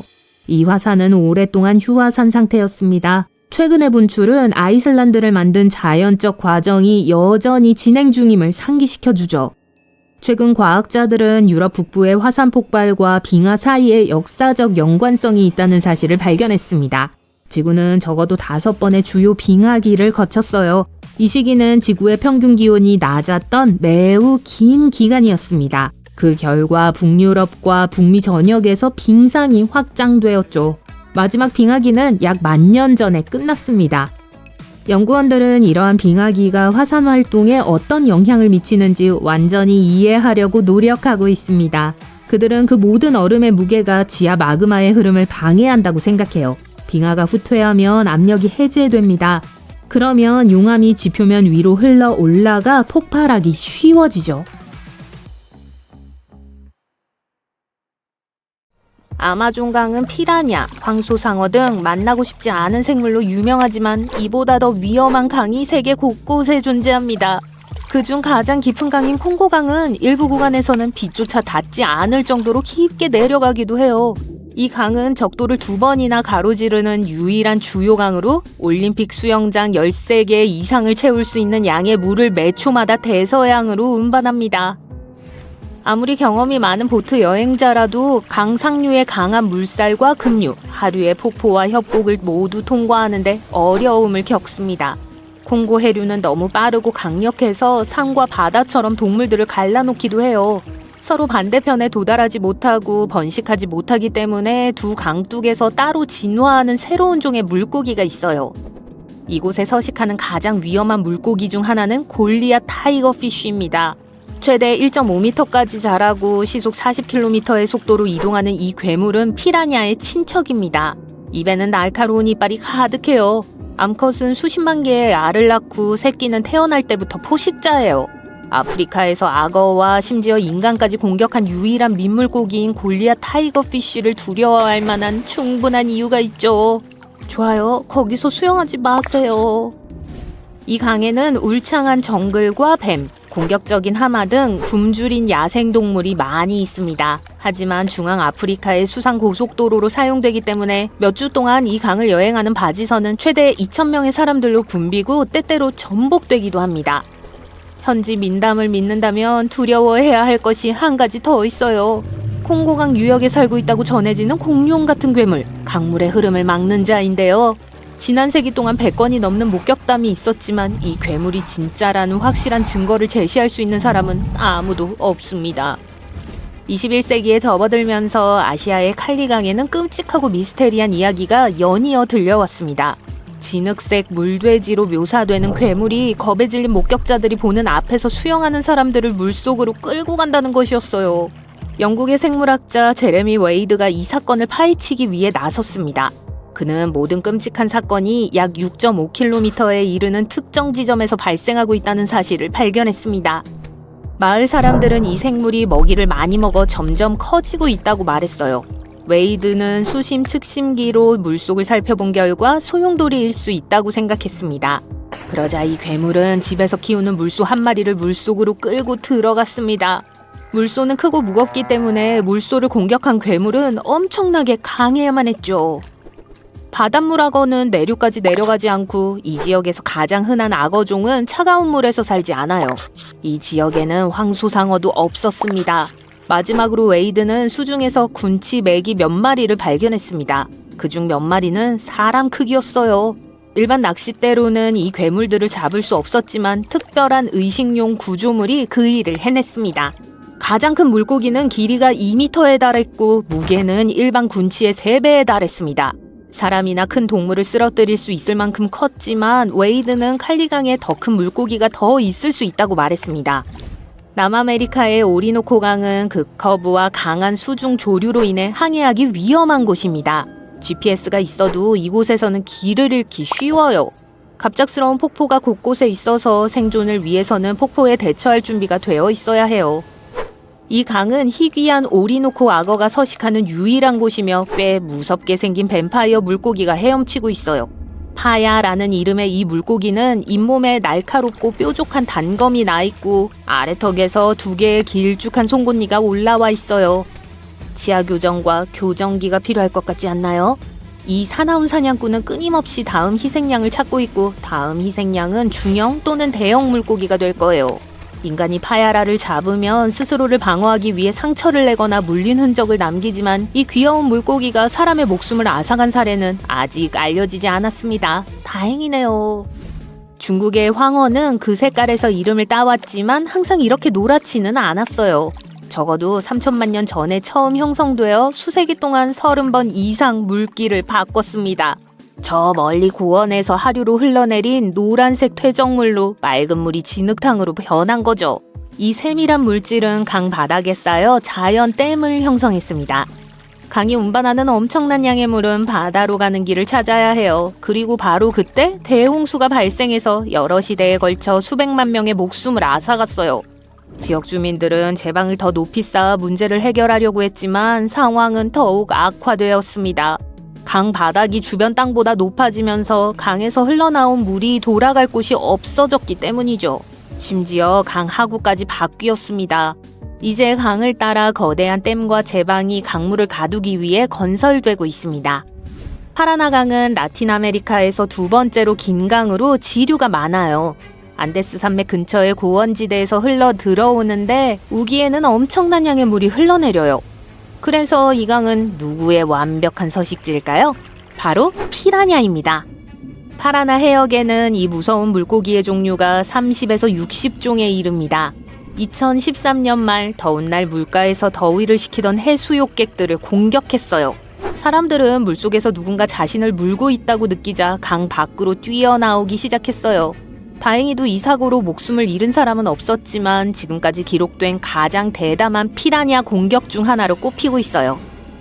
생물학자들은 나중에 팔로메타라고 불리는 피라냐의 종류가 그 원인이며 인간이 번식지를 교란시켰을 가능성이 높다고 판단했습니다.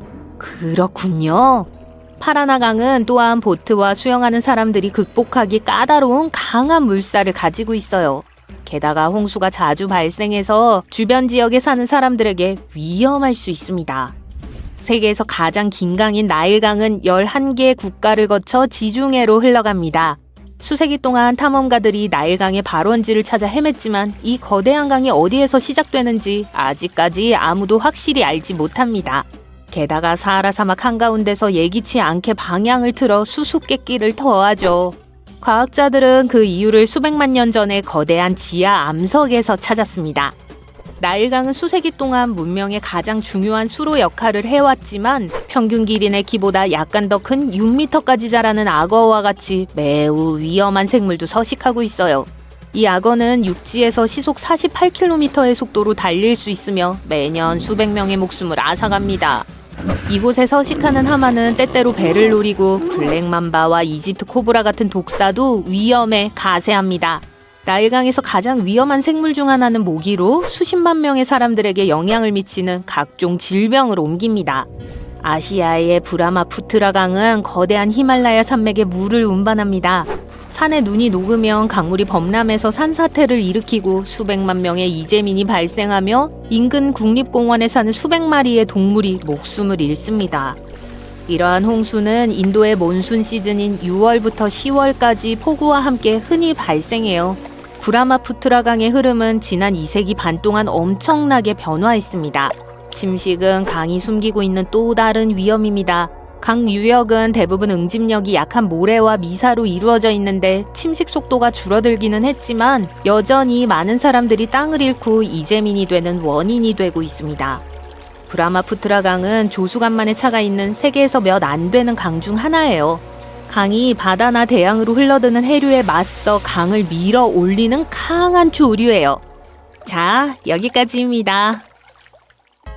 미국 뉴올리언스의 멋진 지도를 확인하세요. 도시 주변에 굵은 회색 선이 보이시나요? 마우레파스 호수, 살바도르 호수, 리틀 호수에서 유입되는 붉은 물의 홍수로부터 도시를 안전하게 지켜주는 제방입니다. 제방이 없었다면 뉴올리언스는 해수면 상승으로 큰 공경에 처했을 거예요. 제방이 있어도 피해는 꽤 심각해 보여요. 빌럭시와 장라피트 야생동물 보호구역은 지도에서 보면 거의 물속에 잠긴 것처럼 보입니다.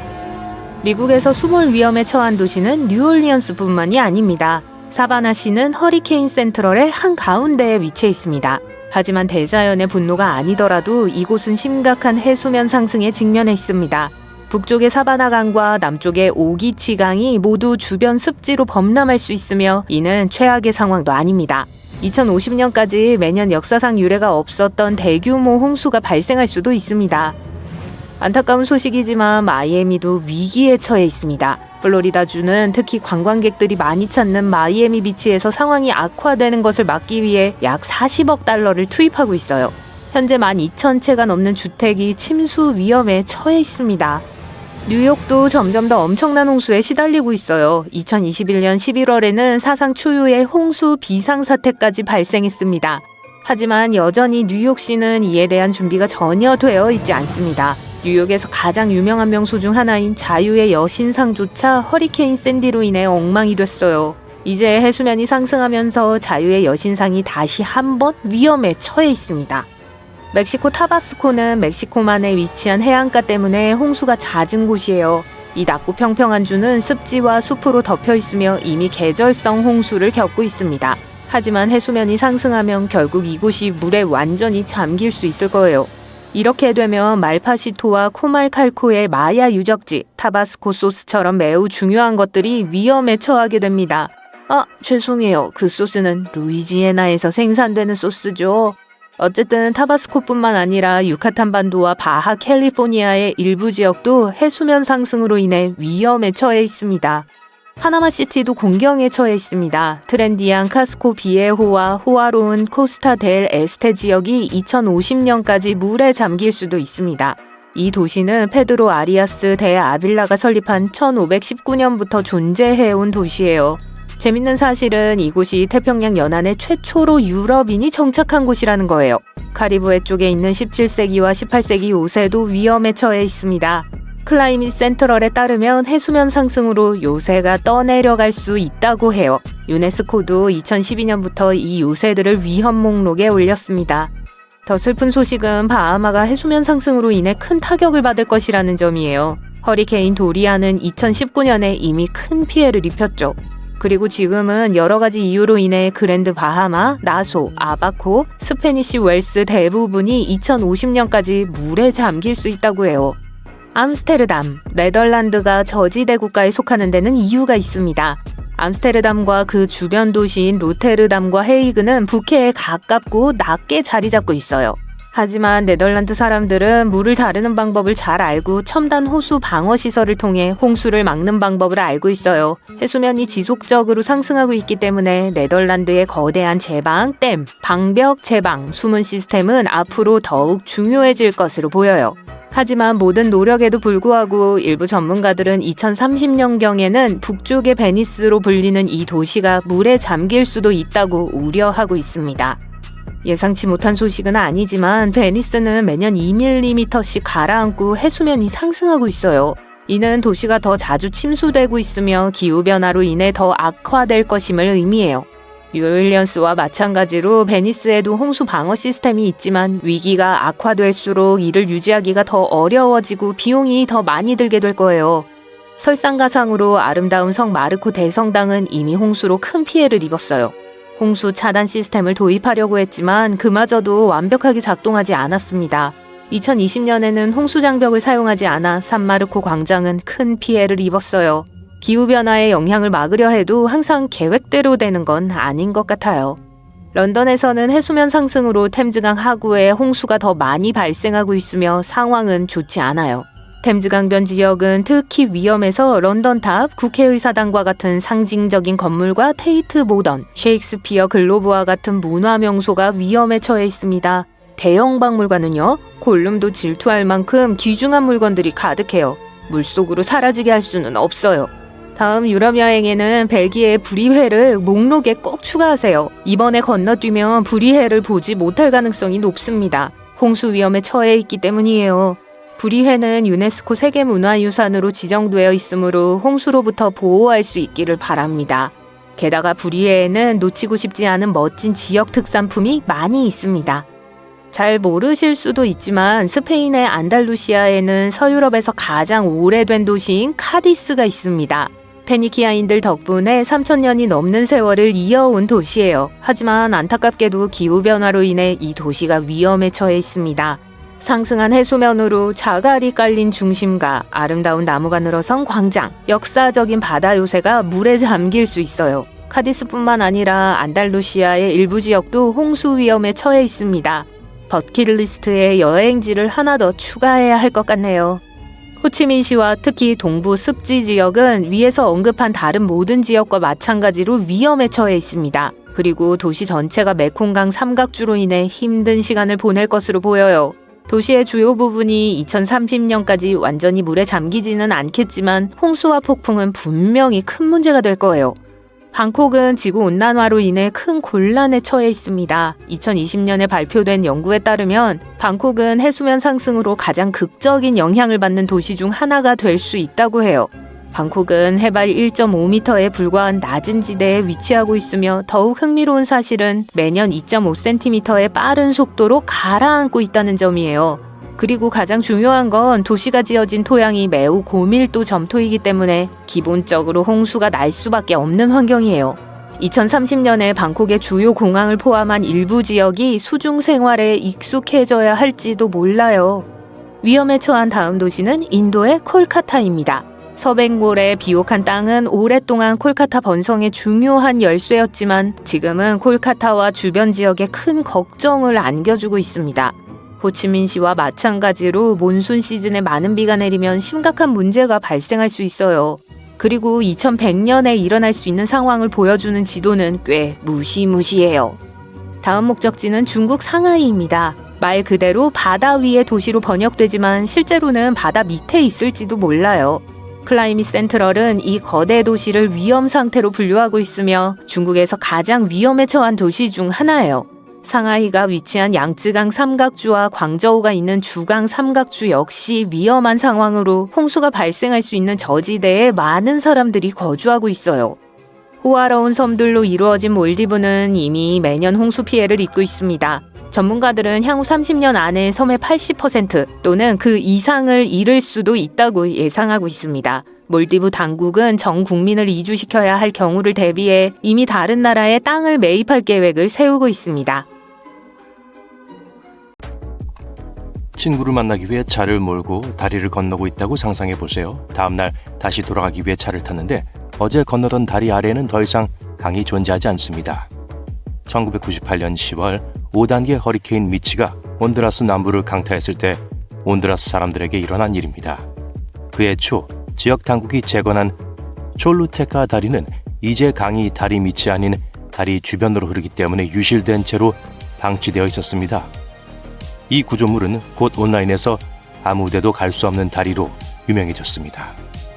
이 수로는 하룻밤 사이에 물길을 바꿨지만 보통은 오랜 시간에 걸쳐 일어납니다. 강은 주변 지형에 아주 작은 변화라도 생기면 직선으로 흐르던 흐름을 멈춥니다. 쥐처럼 아주 작은 것조차도 강둑을 약화시킬 수 있습니다. 한 생쥐 가족이 강가에 집을 짓고 아늑한 구멍을 파기로 결정했다고 상상해 보세요. 시간이 지남에 따라 물이 이 구멍 안으로 들어가 느슨한 흙을 씻어내기 시작합니다. 몇 세기를 기다리면 이제 강이 이곳에서 구부러질 겁니다.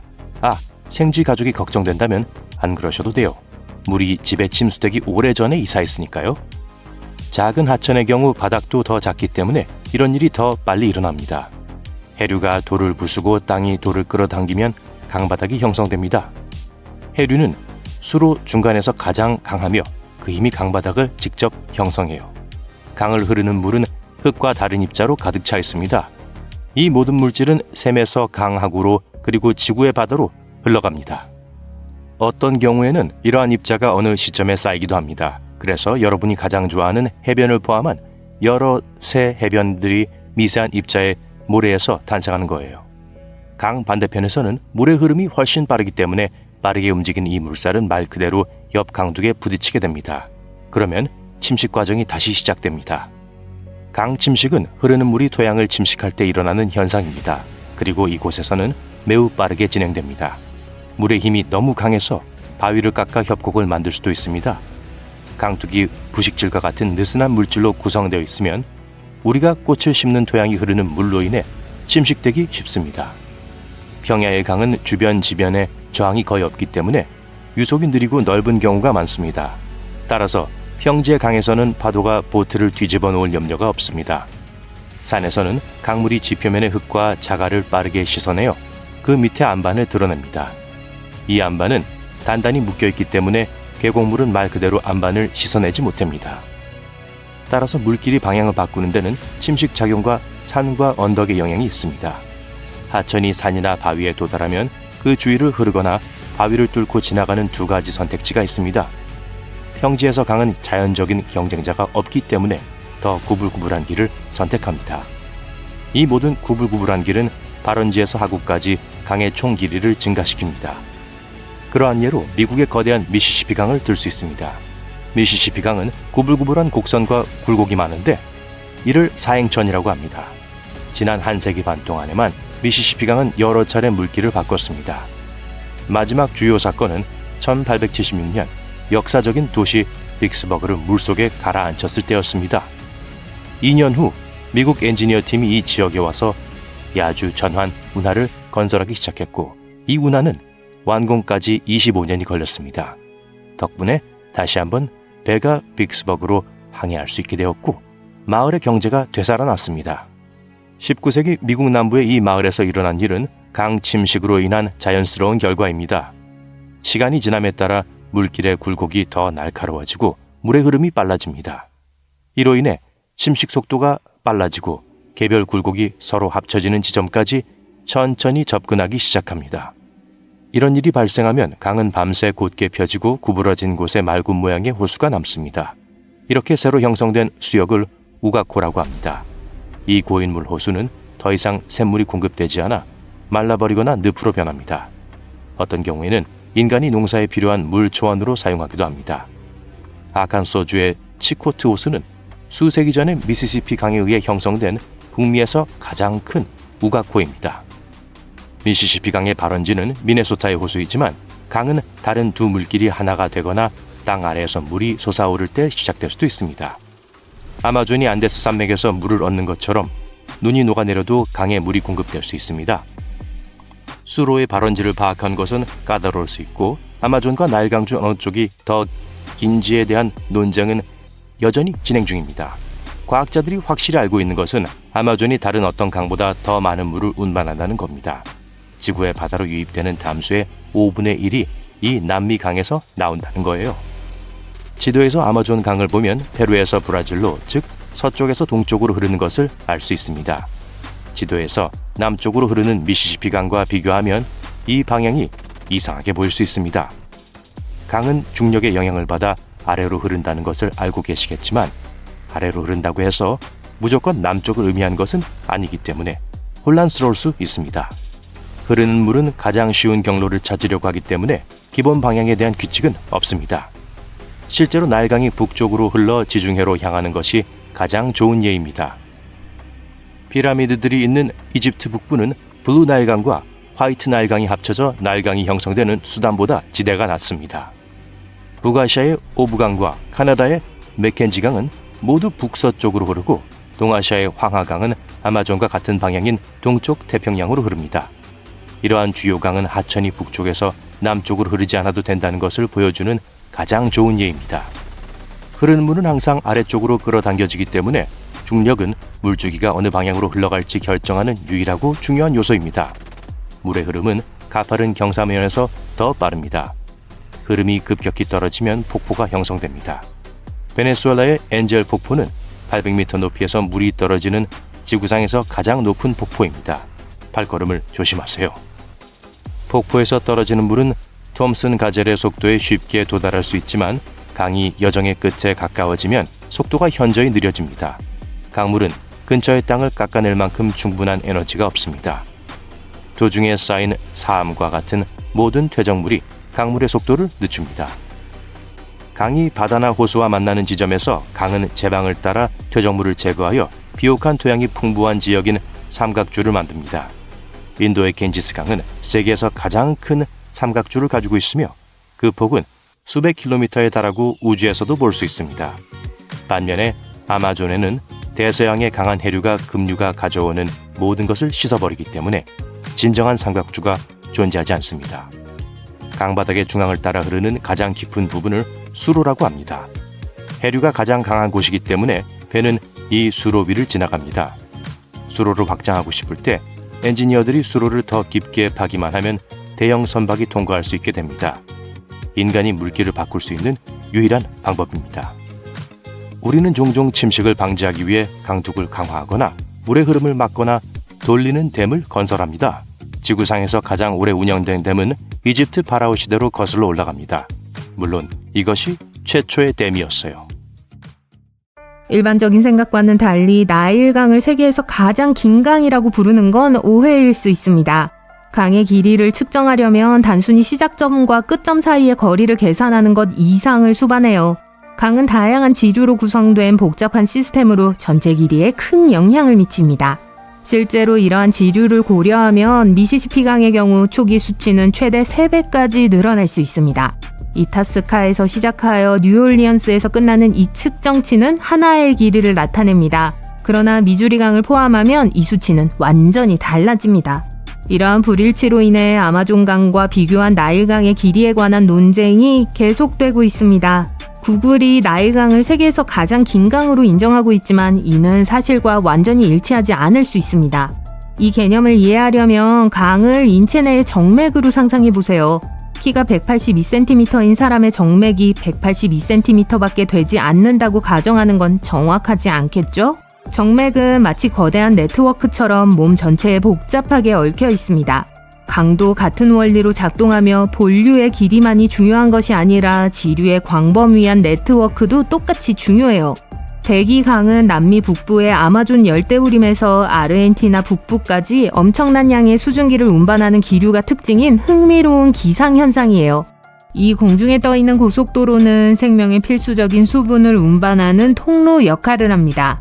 그리고 그 영향력은 브라질의 중서부, 남동부, 남부 지역으로 확장되어 이 지역의 강우 패턴을 형성해요.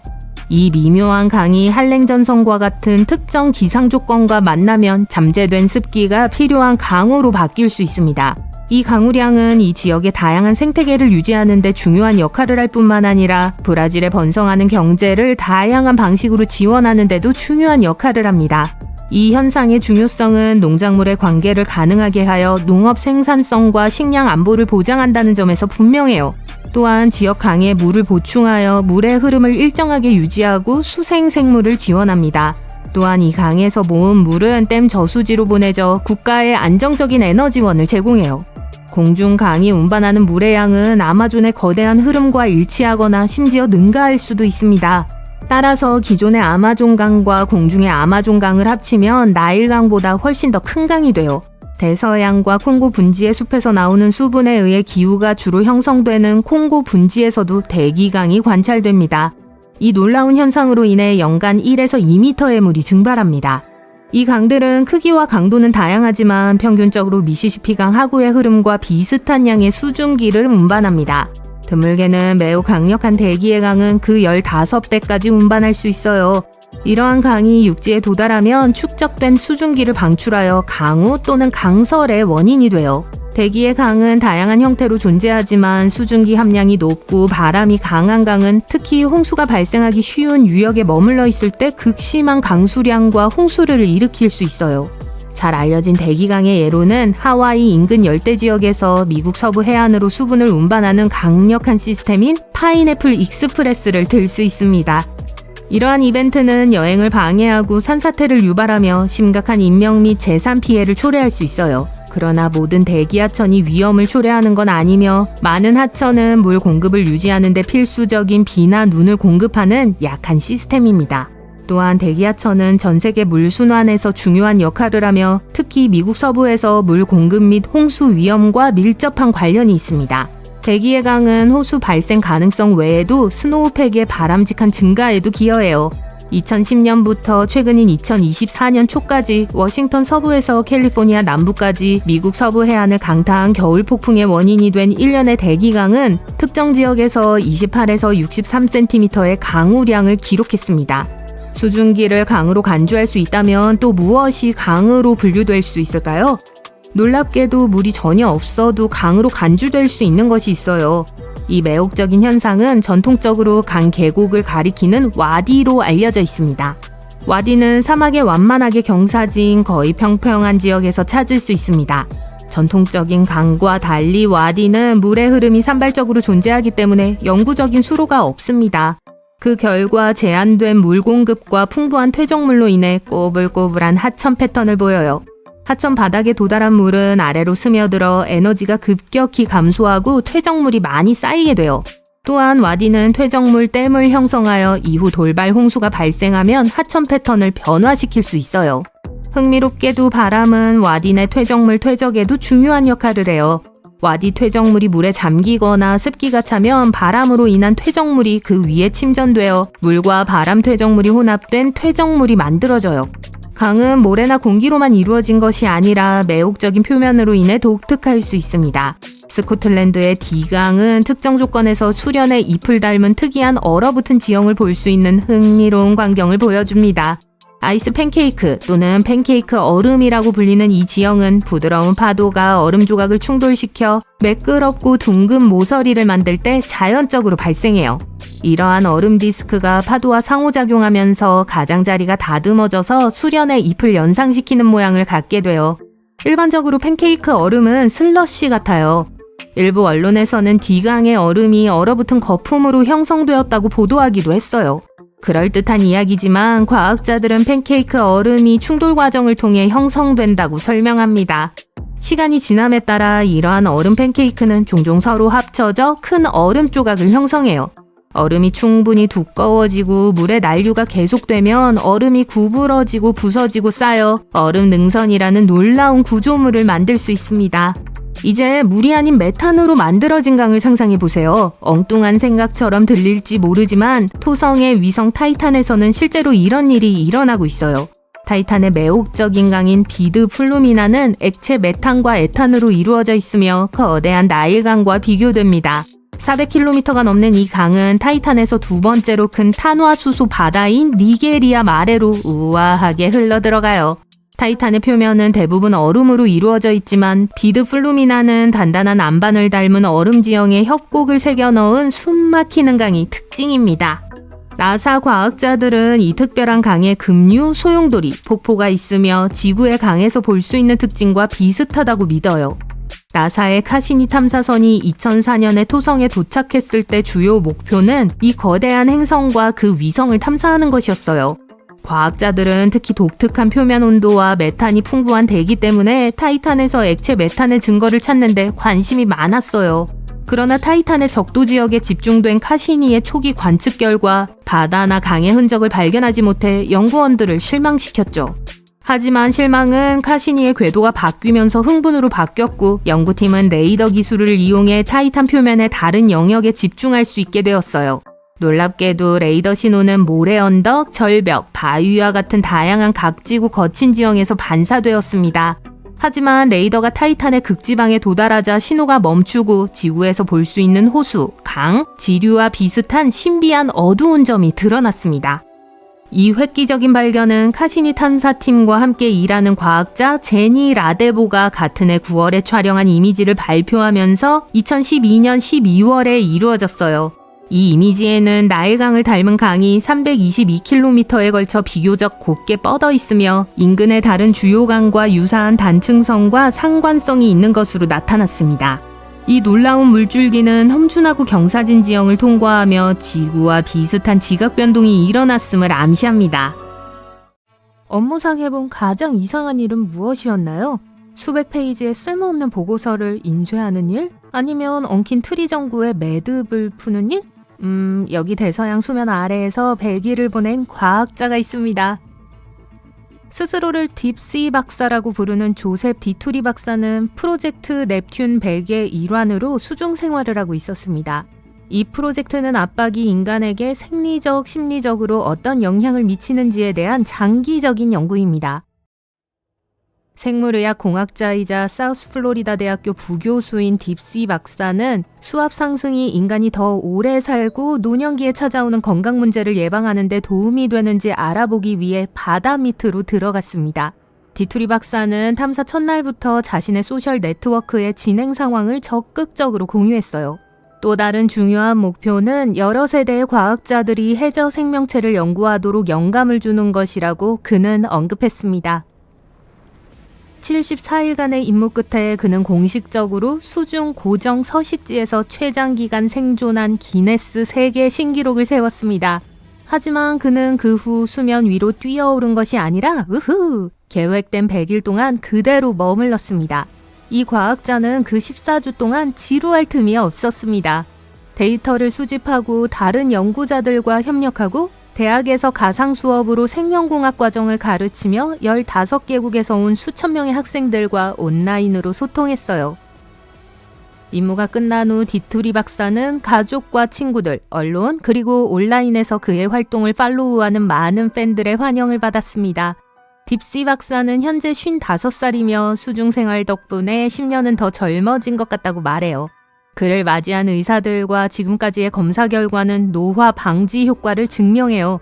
우리의 영웅은 수명과 신진대사가 어느 정도 개선되었어요.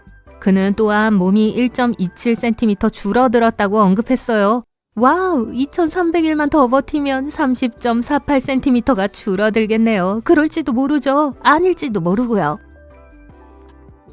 딥시 박사가 경험한 가벼운 버전을 시도해보고 싶다면 2가지 옵션이 있어요. 첫 번째 옵션은 고압 산소요법입니다. 기압이 정상보다 높은 특수 챔버에 들어가게 되어 더 많은 산소가 폐 안으로 들어가도록 도와주죠. 신체에 치유 효과가 있습니다. 하지만 산소가 너무 많으면 좋지 않을 수도 있으니까 이러한 챔버는 엄격한 규정을 따라야 해요. 또한 줄 베른의 이름을 딴 쥘스 해저 로지라고 불리는 디투리 박사가 살았던 바로 그곳에 머물 수도 있어요. 플로리다주 키 라르고의 석호 수면 9m 아래에 위치한 침실 2개짜리 아파트예요. 걱정하지 마세요. 떠내려가지 않을 거예요. 이 집은 해저의 다리 구조물로 연결되어 있어요. 창문 3개를 통해 바다를 직접 바라볼 수 있고 바깥에는 해양 생물도 있습니다. 아주 많이요.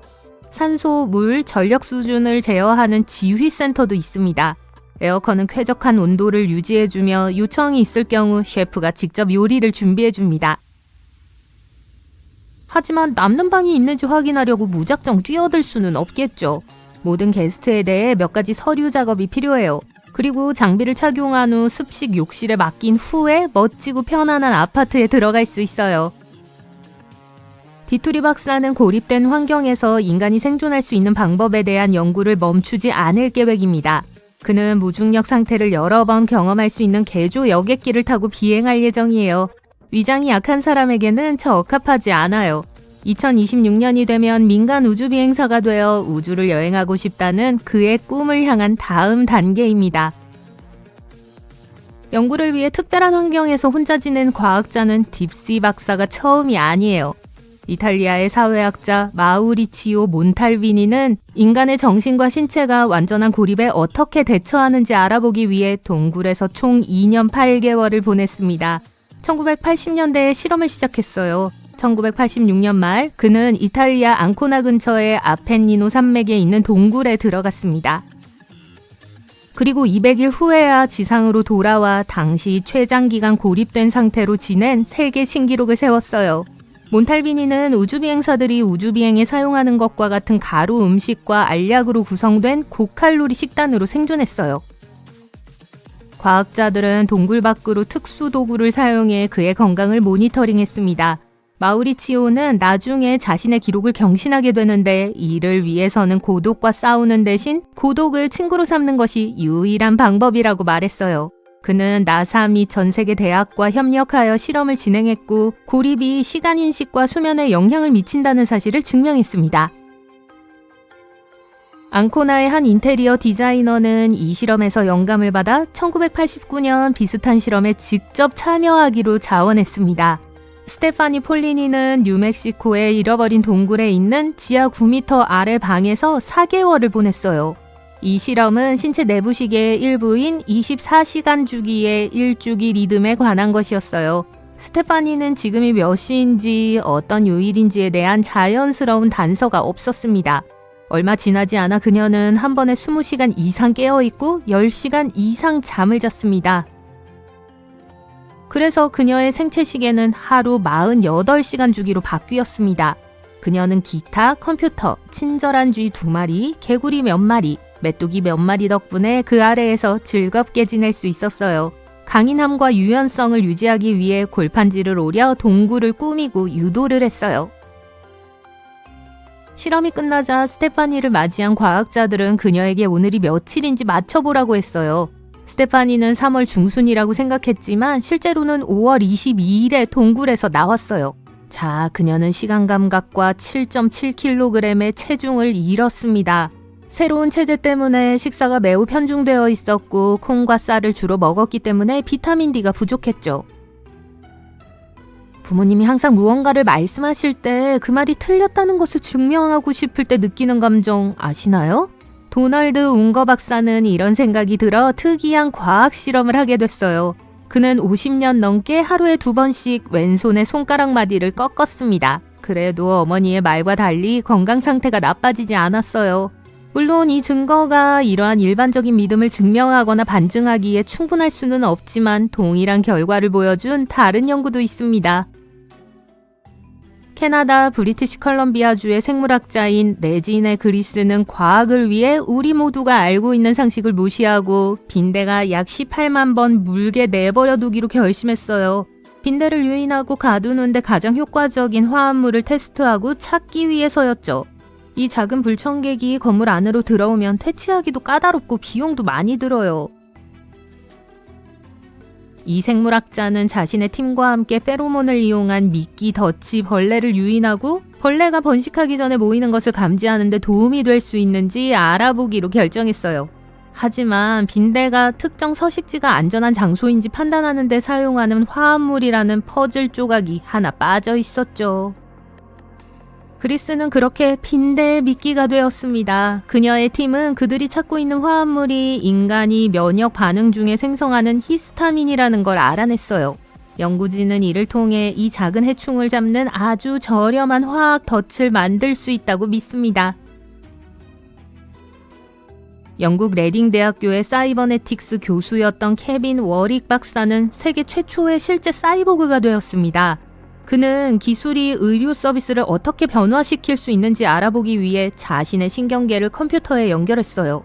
왼쪽에 장치를 이식해서 자신의 신경신호를 로봇손에 전송하고 로봇손을 제어했습니다.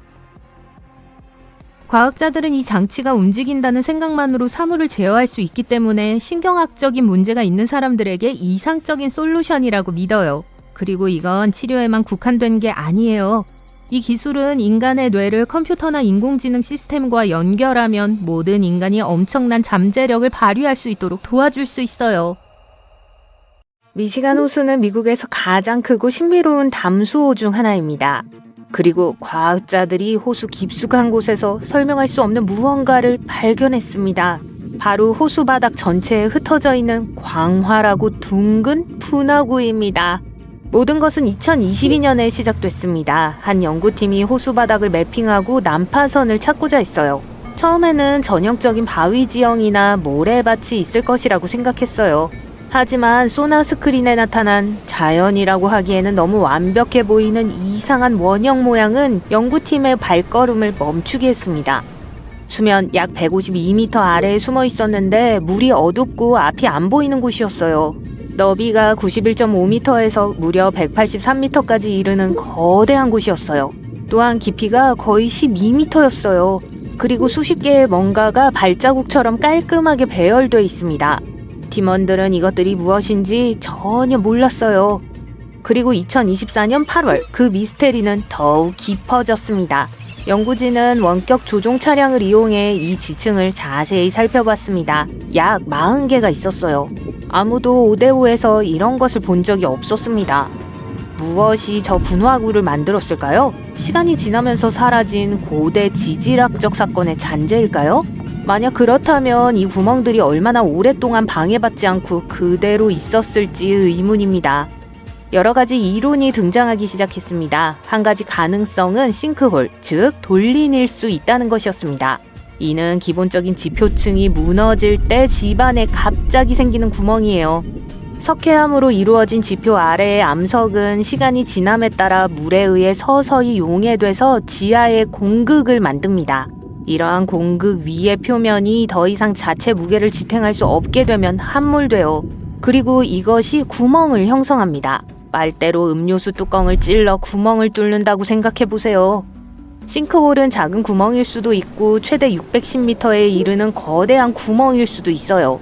점진적으로 또는 한꺼번에 발생할 수 있어요. 때로는 자동차나 건물 전체를 삼킬 수도 있습니다. 그리고 미시간 호수는 석회암 안반 위에 자리 잡고 있습니다. 물이 흐르면 쉽게 침식되죠. 이와 같은 싱크홀은 이미 휴런 호수에서 발견됐으며 비슷하게 생겼어요. 하지만 이 이론에는 말장난을 의도한 것은 아니지만 몇 가지 허점이 있어요. 예를 들어 이 모든 것이 어떻게 그렇게 거대할 수 있는지 의문입니다. 또한 호수 바닥에서 싱크홀이 발생하는 것도 이상하고 매우 드문 일입니다. 게다가 싱크홀은 직선 패턴과 비슷하게 생겼는데요. 일반적으로 남쪽으로 길게 뻗어 느슨한 선을 형성하는 것처럼 보이는데 아주 이상하죠. 이것이 싱크홀이라면 일반적인 지질학적 규칙을 따르지 않는 것이 분명합니다. 호수 표면 아래에서 우리가 아직 발견하지 못한 새롭고 특이한 과정이 작용하고 있을 수도 있어요. 빙하라는 또 다른 가설도 있습니다. 빙하는 야생의 얼음 강으로 마지막 빙하기 동안 지구의 대부분을 덮었어요. 그리고 엄청나게 강력합니다. 빙하는 하루에 몇 센티미터밖에 움직이지 않을 정도로 느리게 움직이지만 수천 년에 걸쳐 전체 지형을 바꿀 수 있을 만큼 엄청난 무게를 지니고 있습니다. 빙하는 빙하 아래의 땅을 갈아서 퍼낼 수 있어요. 빙하는 기본적으로 거대한 불도저와 같아서 그 무게와 느리지만 꾸준한 움직임이 결합되어 바위, 토양, 심지어 안방까지 그 아래의 모든 것을 내려앉힙니다. 이로 인해 지구 표면에 빙하홈이라고 불리는 깊은 홈이 생길 수 있어요. 빙하기에는 오데오 지역을 포함한 미국 북부 전역에 많은 빙하가 있었습니다. 빙하가 지금의 미시간 호수를 가로질러 이동했다면 이 깊은 구멍을 개척할 수 있었을 거예요. 빙하는 종종 매우 직선적인 경로로 이동해요. 빙하가 움직이면서 지형을 침식하지만 지형에 따라 침식의 정도는 달라집니다. 때로는 기반함이 더 부드럽거나 부서진 곳이 있는데 이런 곳은 빙하에 의해 더 쉽게 조각되고 부서져요. 그래서 일부 구멍이 다른 구멍보다 더 크고 깊어질 수 있으며 단단한 안반은 영향을 덜 받습니다. 하지만 일반적으로 채터마크라고 하는 둥근 초승달 모양의 움푹 들어간 곳이 생겨요. 이러한 자국은 미시간 호수에 있는 것과 같은 원형의 큰 분화구보다는 홈과 비슷해요. 빙하가 녹으면서 오데오 자체가 형성되었습니다. 만약 분화구가 빙하에 의해 형성됐다면 물이 가득 차서 미시간 호수의 일부가 됐을 수도 있어요. 이 이론은 추측에 가깝기 때문에 더 많은 증거가 필요해요. 그런데 이 미스테리에는 또 다른 층이 있습니다. 분화구는 단순히 호기심을 자극하는 지질학적 구조물이 아니에요. 실제로 지구의 초기 생명체에 대한 귀중한 단서를 담고 있을지도 몰라요. 미시간 호수의 일부, 특히 어두운 곳은 상대적으로 산소 함량이 낮습니다. 이는 산소가 거의 없는 심해 환경의 가벼운 버전과 같아요. 예를 들어 바다 깊은 곳에 있는 열수구, 그러니까 지각의 수중 구멍으로 미네랄이 풍부한 뜨거운 물이 나오는 곳은 산소가 매우 부족한 경우가 많아요. 하지만 어떤 생물들은 이런 곳을 좋아해요. 예를 들어 주머니 쥐새우는 차갑고 깊은 바닷물을 좋아하는 아주 작은 새우 모양의 생물이에요. 주머니 새우라는 이름은 새끼가 자립할 준비가 될 때까지 주머니를 가지고 다니기 때문에 붙은 이름이에요. 또는 심해 스컬핀 피쉬는 차가운 호수를 좋아하는 바닥에 사는 작은 물고기예요. 어두운 물속에서도 잘 적응하며 보통 호수 바닥 가까이에서 생활해요. 그리고 조개처럼 생긴 침입성 쿼가 홍합과 같은 이상한 유기체도 있어요. 오데오까지 퍼진 작은 담수 홍합이에요. 딱딱한 표면에 달라붙어 토착종과 먹이와 공간을 놓고 경쟁해서 생태계에 문제를 일으킬 수 있습니다. 이 모든 것이 미시간 호수에 있을 수도 있고 그 이상일 수도 있습니다. 휴런 호수에서와 마찬가지로 이러한 혹독한 환경에 특별히 적응한 미생물이나 박테리아가 있을 수도 있어요. 분화구 깊은 곳에서 살아남을 수 있는 생물은 극소수에 불과해요. 그리고 이들을 연구하면 산소가 부족했던 지구의 고대 바다에서 생명체가 어떻게 번성했는지에 대한 통찰력을 얻을 수 있습니다. 초기 생명체가 번성했던 곳이 바로 이와 비슷한 곳이기 때문이죠. 초기 지구는 산소가 거의 없는 대기였지만 훨씬 더 뜨거웠고 고대 미생물들은 이에 적응했습니다. 5대5, 특히 미시간 호수는 항상 유령과 같은 명성을 가지고 있어요. 5대5에는 약 6,000척의 난파선이 있을 정도인데 난파선을 연구하기 위해 이 미션이 조직된 것만 봐도 알 수 있죠.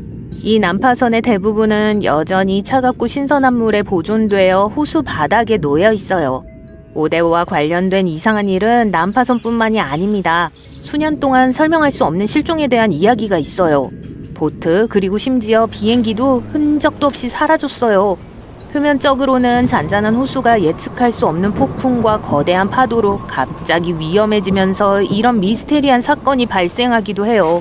물 위에 유령 같은 불빛이나 갑자기 나타나는 섬뜩한 안개와 같은 기괴한 날씨 패턴 등 수세기 동안 사람들이 이곳에서 발견한 소름 끼치는 것들은 말할 것도 없죠. 심지어 2007년에는 스톤헨지처럼 보이는 선사시대 구조물도 발견됐어요. 물론 규모는 훨씬 작았지만요. 그랜드 트래버스 베이의 중심부에 있는 지표면의 약 12m 아래에 있습니다. 스톤헨지보다 훨씬 오래된 약 9,000년 전의 것으로 추정돼요.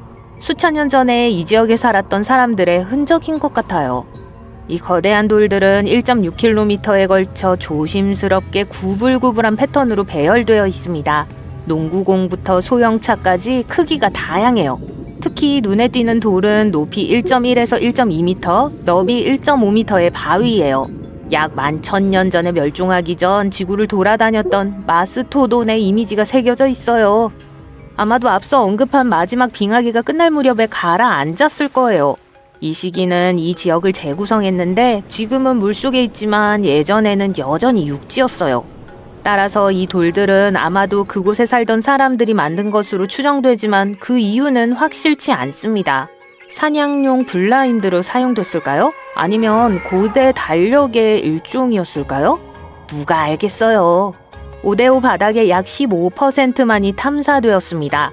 이제 과학자들은 문자 그대로 그리고 비유적으로 이 미스테리를 더 깊이 파헤치기 위한 준비를 하고 있습니다.